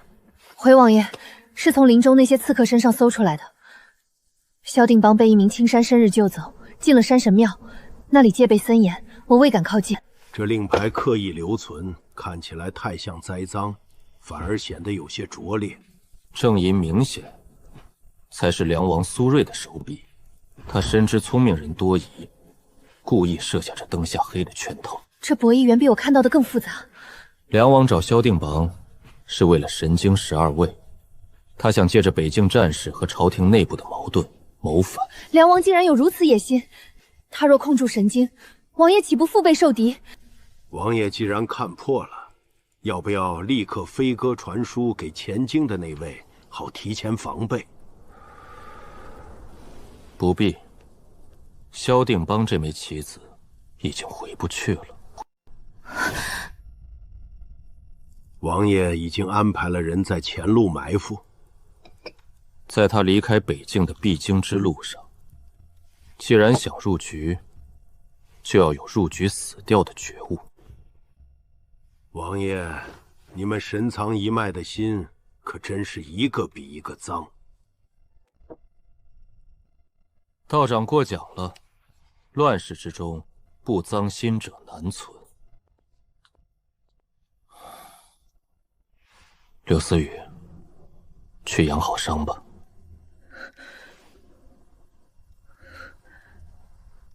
王爷，我还能为您做什么？你若真想帮本王，就先让自己变强，强到有资格真正站着天下博弈的棋盘。思雨明白了，定不负王爷厚望。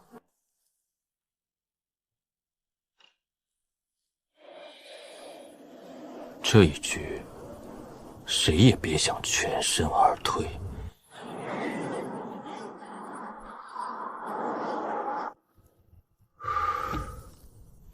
此刻，我们的人已经动手了。萧定邦，你的燕王梦，只能在黄泉路上做了。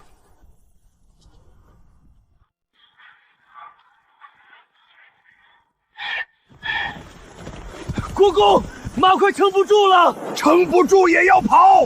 苏青南不会放过我，梁王爷未必真信我，停下就是死路。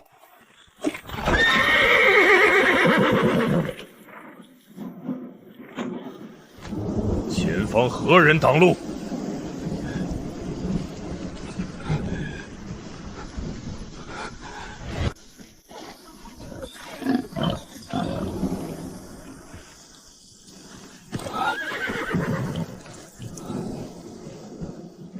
姑娘，在下有急事借道，请行个方便。你姓萧，萧定邦，47岁，燕国公，修为金刚地境。没错，没找错人。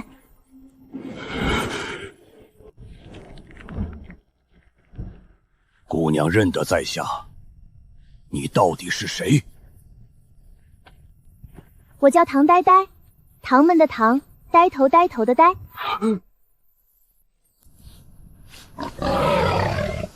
唐门与在下素无往来，唐姑娘在此等我，是为何事？是谁让你来的？不能说，师傅说做生意要讲规矩，有人请我来送你一程。看来是谈不拢了。你们别急呀，我还没说完呢。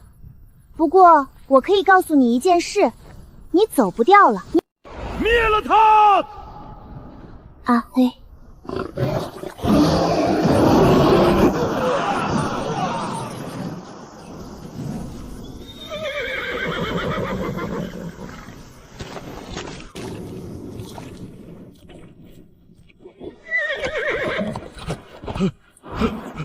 唐姑娘，我与唐门无冤无仇，我可以出2倍、3倍、10倍的价钱，我可以买我的命。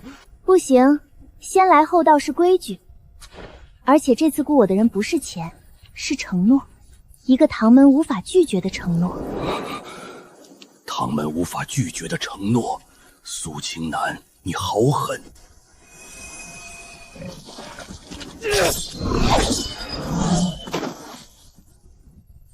都说了别急，这是海棠醉，中了之后会很困，醒不来的那种。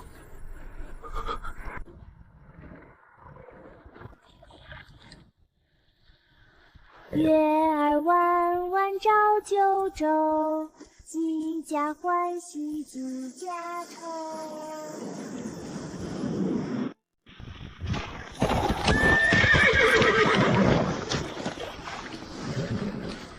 人已经太长，按原计划布置。是。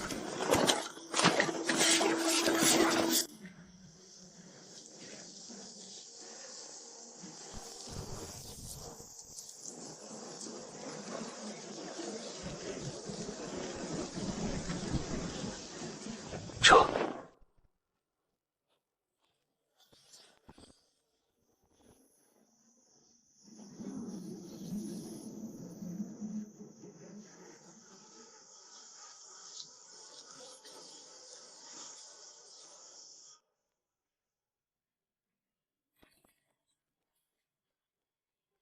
阁老，事已办妥。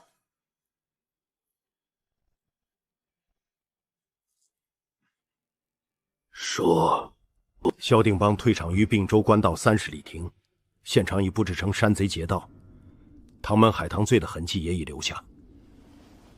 唐呆呆那边呢，承诺之物已送往蜀中，唐门主很满意。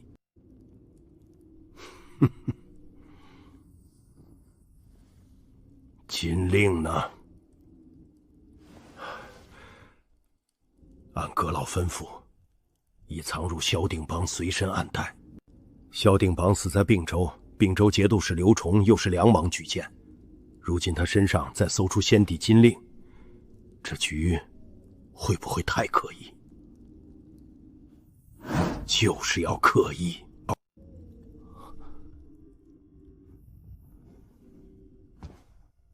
聪明人看见刻意，会觉得这是栽赃。可皇帝不一样，陛下会信？他不是信，是怕。当年先帝驾崩，宫门封锁，顾命重臣一夜皆生。16年前那场旧案，至今无人敢提。而先帝金令是唯一能把那桩旧事重新摆到太庙前的东西。若皇帝知道他那个看似闲散无争的七弟暗中藏着先帝金令，又与萧定邦私下牵连，你说他会怎么想？他会忌惮梁王？不止忌惮，他会查梁王，查梁王府，查凉州，查梁王在朝中、军中、地方所有暗线。梁王藏了16年的棋会被一颗一颗翻出来。阁老为何要把梁王也拉下水？萧定邦必须死，他不死，北凉那位不会放心。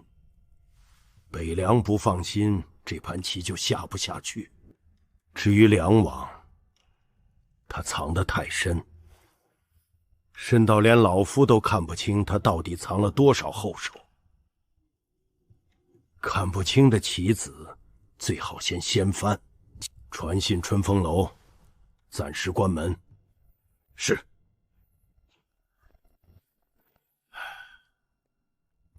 梁王啊梁王，要怪就怪你生在帝王家。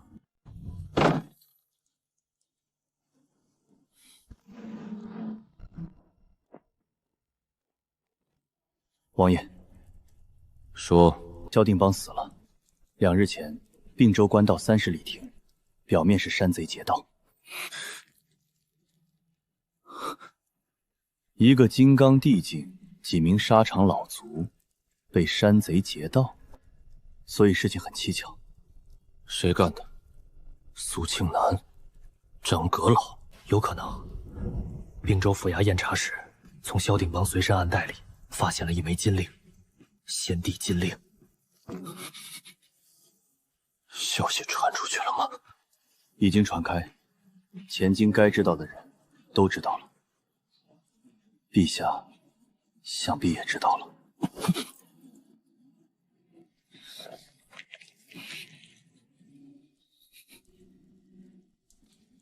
谁？到底是谁？本王没有金令，本王找了16年都没找到那东西，他怎么会在萧定邦身上？好，好啊！本王借刺杀做灯下黑，他们反手借金令做局中局，这是要把本王逼到皇兄刀下。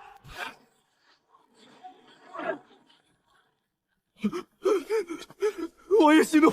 苏庆南、张阁老，还是皇兄，不管是谁，既然你们要逼本王入局，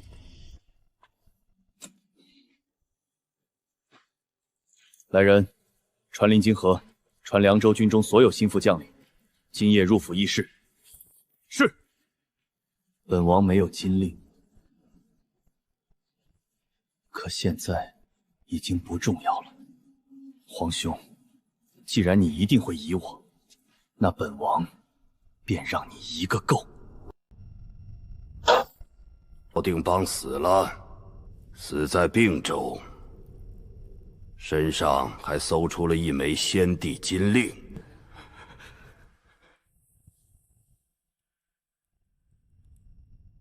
你们说，这是什么意思？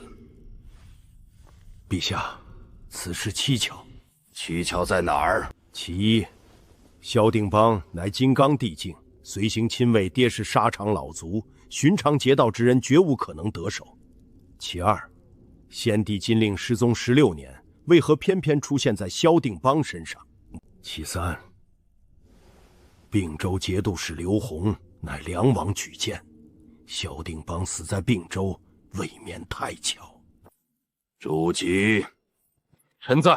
查梁王，查他这些年结交过什么人，养过什么势力，在朝中、军中、地方有多少暗线，一件一件都给朕查清楚。臣遵旨。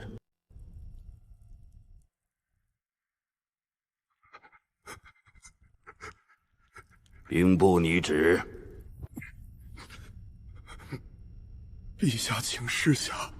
擢升禁军副统领周武为神武大将军，暂掌禁军事务。陛下，周武资历尚浅，恐难服众。不服，就让他服。是。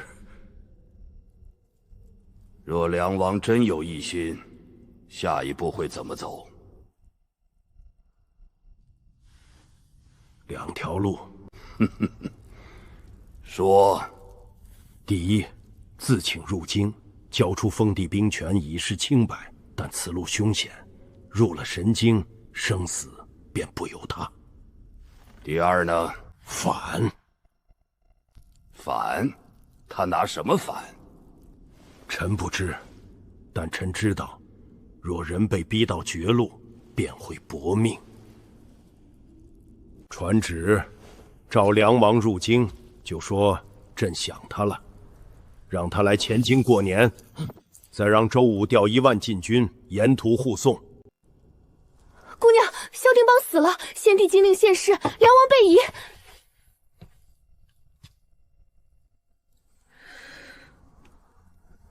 若当年没有退婚，我要去见他。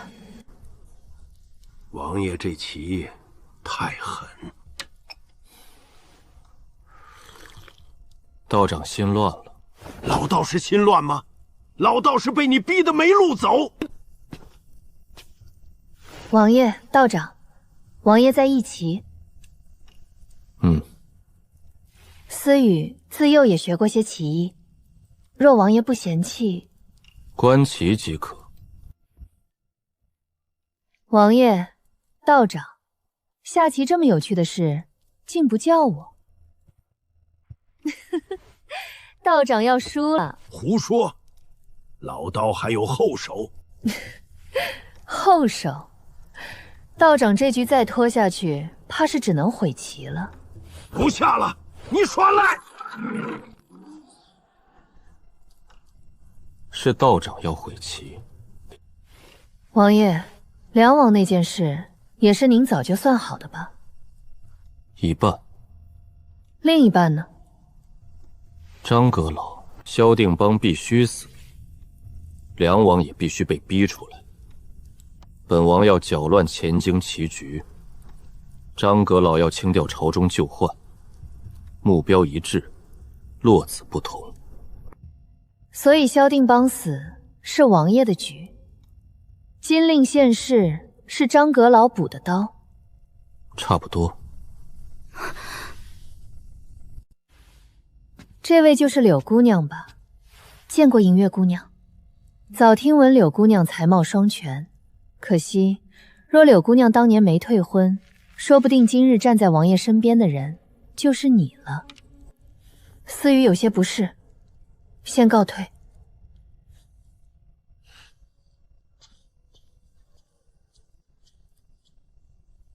就这？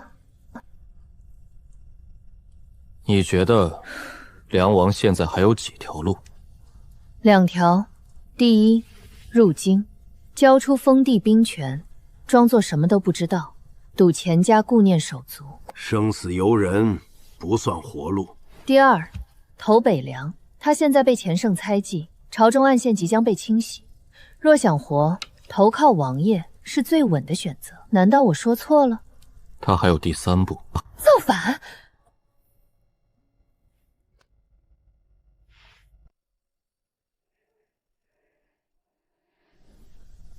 梁王真正的路，不在你看到的2条路里。他若入京，前帝不会让他活着离开；他若投北凉，前帝立刻有借口清洗凉州，顺势拔掉他暗中经营16年的所有势力。所以他只能反。不是只能，是有人逼他反。前帝？前帝派去凉州的人是周武，新任神武大将军，禁军副统领，资历不深，威望不高。这样的人有什么特别？他是梁王的人。10年前，梁王借并州节度使刘崇之手，将周武从边军调入禁军。10年里，周武一步步爬到禁军副统领的位置。他是梁王埋在禁军里最深的一颗暗子。既然如此，前帝为何还敢用他？因为前帝早就知道周武带1万禁军南下，表面是奉旨迎梁王入京。梁王看到周武，会以为自己的人来了。再加上那1万禁军里，确实有3000是梁王暗线。梁王会觉得这是机会。对，他本来被逼到绝境，正需要一把刀，周武便是前帝亲手递给他的刀。但这刀有问题。问题很大，这1万禁军真正的主将不是周武，那是谁？陈玄礼。只要梁王抗旨，陈玄礼便会接管禁军，那3000梁王暗线也会被一网打尽。所以这是一局死棋。对，梁王若不反，入京必死；梁王若反，正中前帝下怀。他以为自己等来了机会，其实是前帝给他准备好的棺材。那王爷呢？前帝逼梁王反，梁王也必然反。张阁老借金令逼出梁王，那王爷在这盘棋里落的是哪一步？本王的棋不在棋盘上。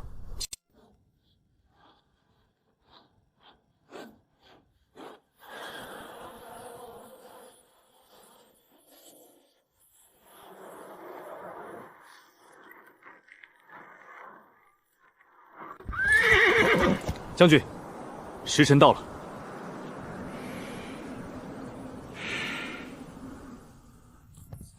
出发！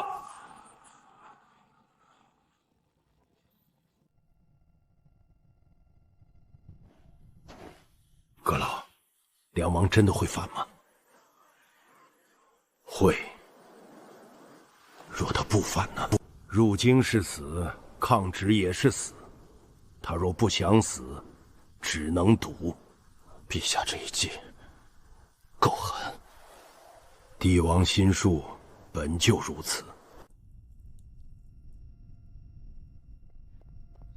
王爷，周武大军已过黄河，最迟3日便到凉州。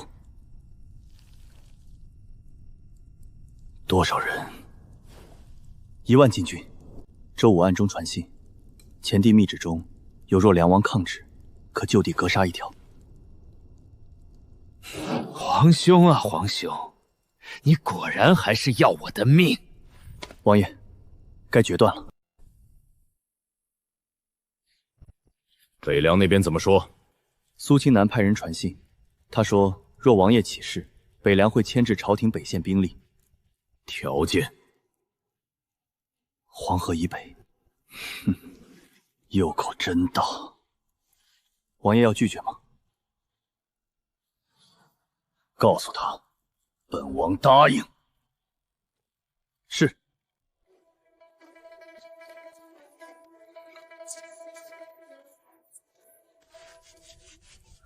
传令凉州各营，3日后周武抵达凉州，开城门迎往事。蜀中司军今夜入山道，江南营粮全部转入凉州，前京暗桩，等本王号令。若本王一声令下，9门之内灯火为号。是。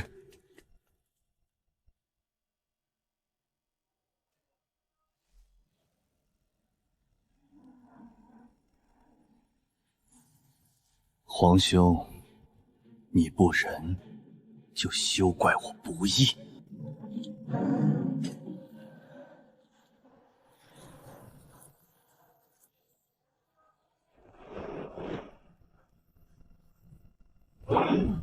传本王令。在。凉州各军即刻戒严。3日后开城迎周武。若前帝要本王死，本王便清君侧，正朝纲。清君侧，正朝纲。清君侧，正朝纲。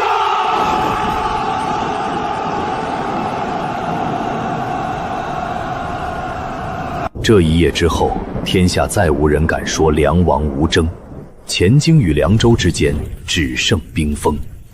而远在北凉的苏清南，等的就是这一刻。棋盘上的黑子终于动了。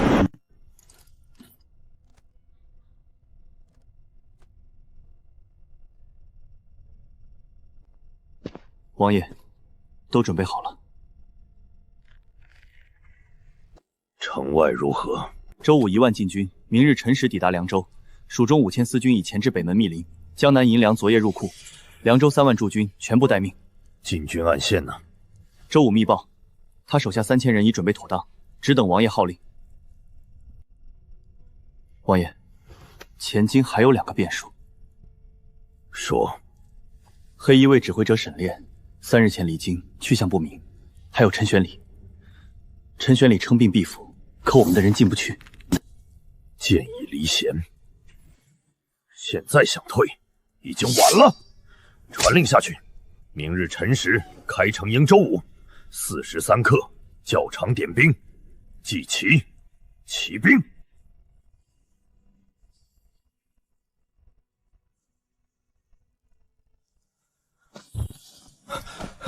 将军，凉州4门紧闭，城头守军增加1倍，北门10里密林发现5000司军踪迹，还有陈将军到了。陈将军，陛下有旨，明日梁王必反，你我2人在梁王起兵之时临阵倒戈，拿下凉州。我手下那3000人，一个不留。心软了？不敢。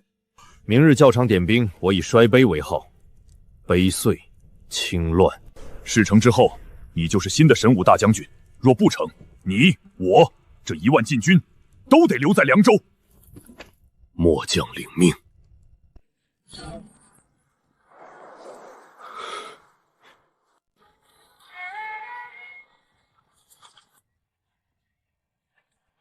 王爷，周武已入城，禁军正在向教场集结。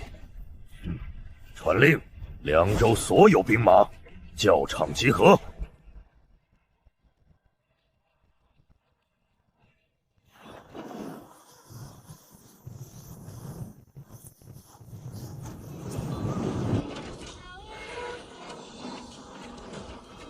将士们，本王今日站在这里，是要告诉你们一个被藏了16年的真相。16年前，天地驾崩，遗命被人篡改，忠臣被压，宗室被移，大前江山从那一夜起便被阴影笼罩。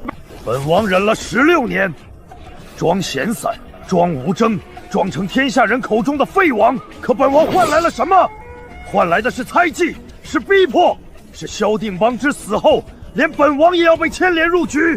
天地昏聩，猜忌手足，逼反亲子，清洗忠良，这样的朝堂不能再让它烂下去。今日本王起兵，清君侧，正朝纲。清君侧，正朝纲。王爷，愿随王爷。周武，你做什么？王爷，对不住了。随着周武的话音落下，教场外围的1万禁军中，7000黑甲同时拔刀，锋利的刀锋瞬间对准了身旁的3000梁王暗线，阵型从内部猛烈炸开，刀光交错，真气翻涌，3000梁王暗线猝不及防，被7000禁军合围压制。周武，陛下早就知道了。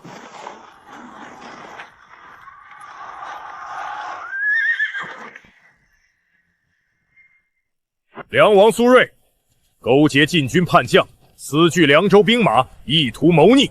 陛下有旨，捉拿反贼，违令者即按乱军处置。王爷，走！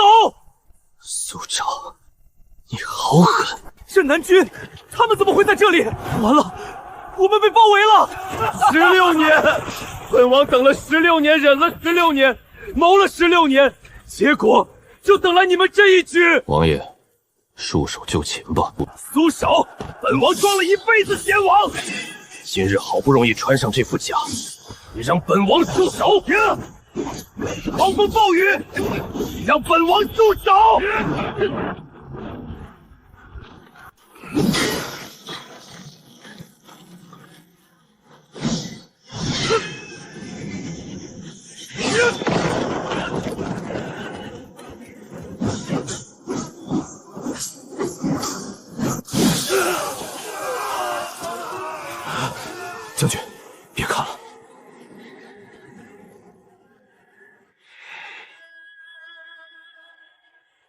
传令，封住教场4门。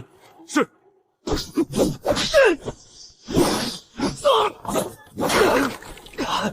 王爷，你败了。本王还没死！拿下梁王！王爷，好，好一个帝王新兽！你回去告诉他，这江山他坐不踏实。退！想拿本王，那就拿命来换！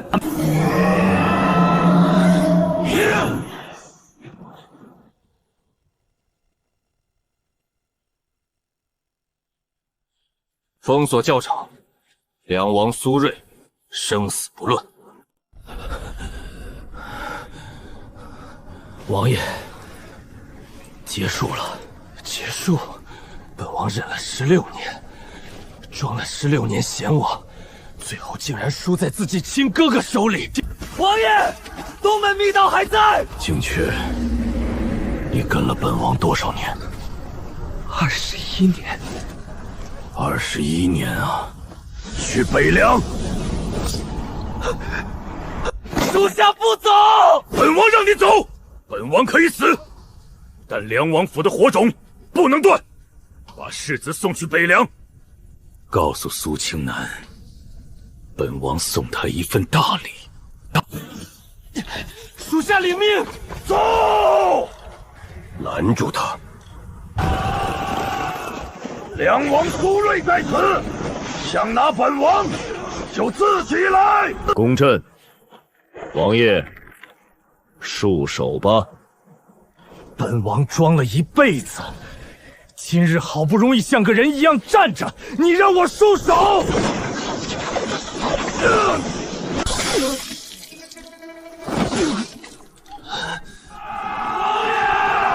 王爷！陈元礼，告诉苏昭，这江山他坐不稳。退！苏青南接住了。收剑，梁王已败，封禁修为，暂压后诊，不得扰民，不得入内宅。王妃与世子务必活着带回前都。王妃，快走吧！林将军已经在后门备好马车，小世子也在车上。王爷最喜欢腊梅，他说，腊梅最像梁王府，看着柔弱，实则耐寒。把这封信交给林禁区。王妃，您不走吗？我走不了。王妃，告诉林禁区，无论如何，把世子送到北凉，送到苏青南手里。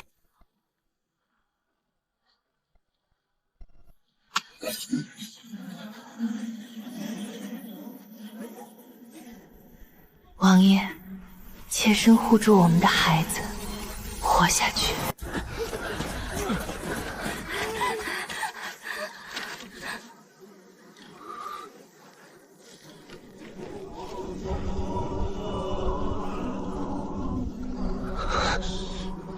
走！这步棋不攻不守，不劫不掩，怎么看都像废子。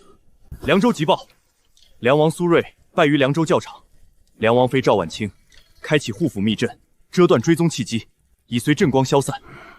梁王还是败了。还有呢？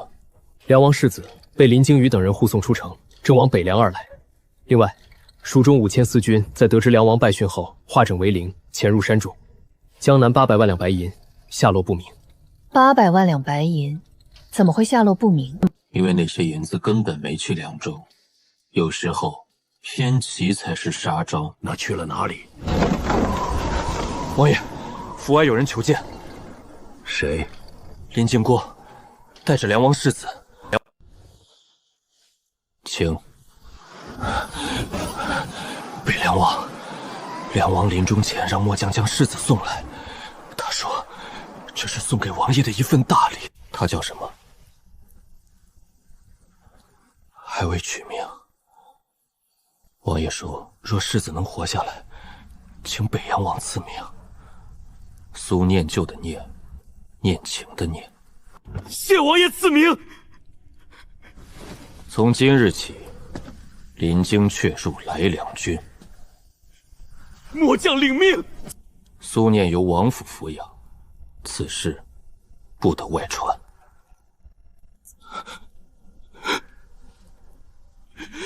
谢王爷。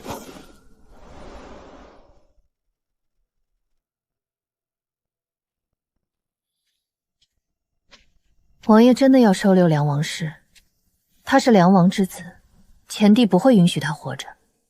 为何不？所以他只能活在北洋。王爷说的第4步棋，到底是什么？